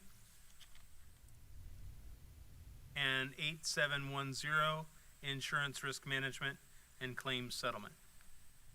So we'll be bringing those back to you along with a few other policies we have. Now, if there is another that we went over a little bit today and we find that there might be an error or something we need to change, we have cross-advertised, so in most instances, we'll be able to still discuss it at the next meeting. So keep that in mind. Board members, do you have any questions of me or of Mr. Blackman? No. I don't think so. All right. Board, is everyone good with where we're at? Okie dokie. We will move into meeting reminders. Actually, is there any public comment on our policies? Hearing none.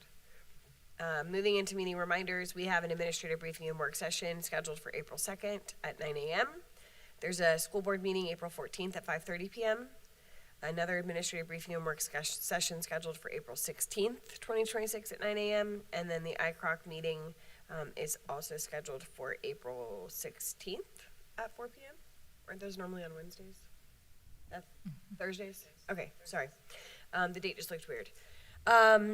Okay, and we will move into comments. Anything from legal, Ms. Brown or Attorney Powers? I don't think we have anything additional. Okay. Ms. Martinez-Young? No, Madam Chair.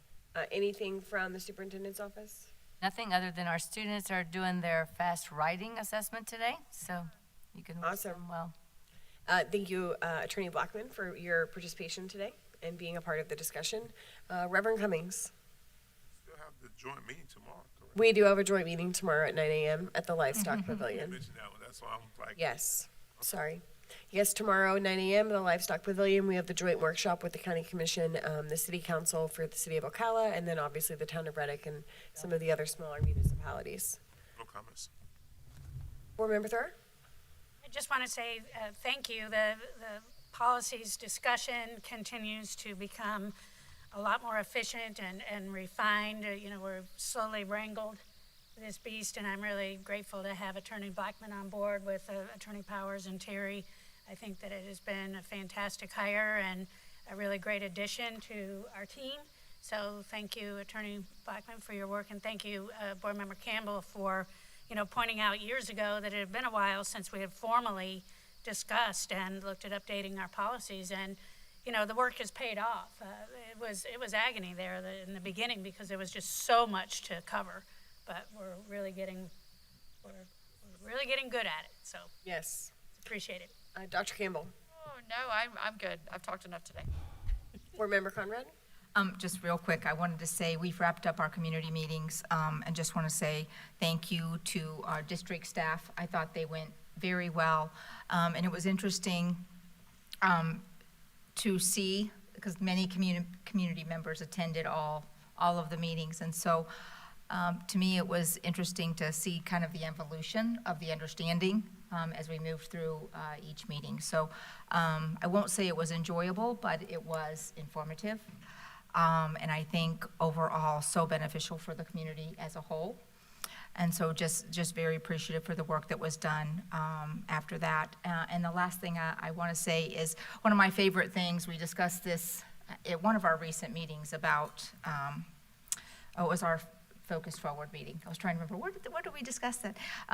About this board is everybody's unique gifts and talents that they bring, not just to the school system or the district, but to our community. And so last night I was at a funeral, and Mr. Christian was playing throughout the service. And so it just reminds me, Mr. Christian, thank you for all that you do, not just for the school board and for the school district, but in and throughout our community. So he's always quietly down in the front, directing and getting everything working, but just a great reminder of it takes all of us to get the job done with we each have unique abilities, but this afternoon, well, it's almost afternoon, 11:45, just wanted to focus a little bit on Mr. Christian. So thank you for what you do and for sharing your gifts with all of those connected to you. That's all. All right, thank you. I look forward to a productive meeting tomorrow with our fellow government entities to have some productive conversation, as well as informed updates about where we are with facilities and building and our understanding. And I've been assured we're going to have a much more productive meeting than our last one, so I'm looking forward to that. And then we will see each other again on Thursday for a workshop on Thursday. There being no further business, I will ask for us to adjourn at 11:46.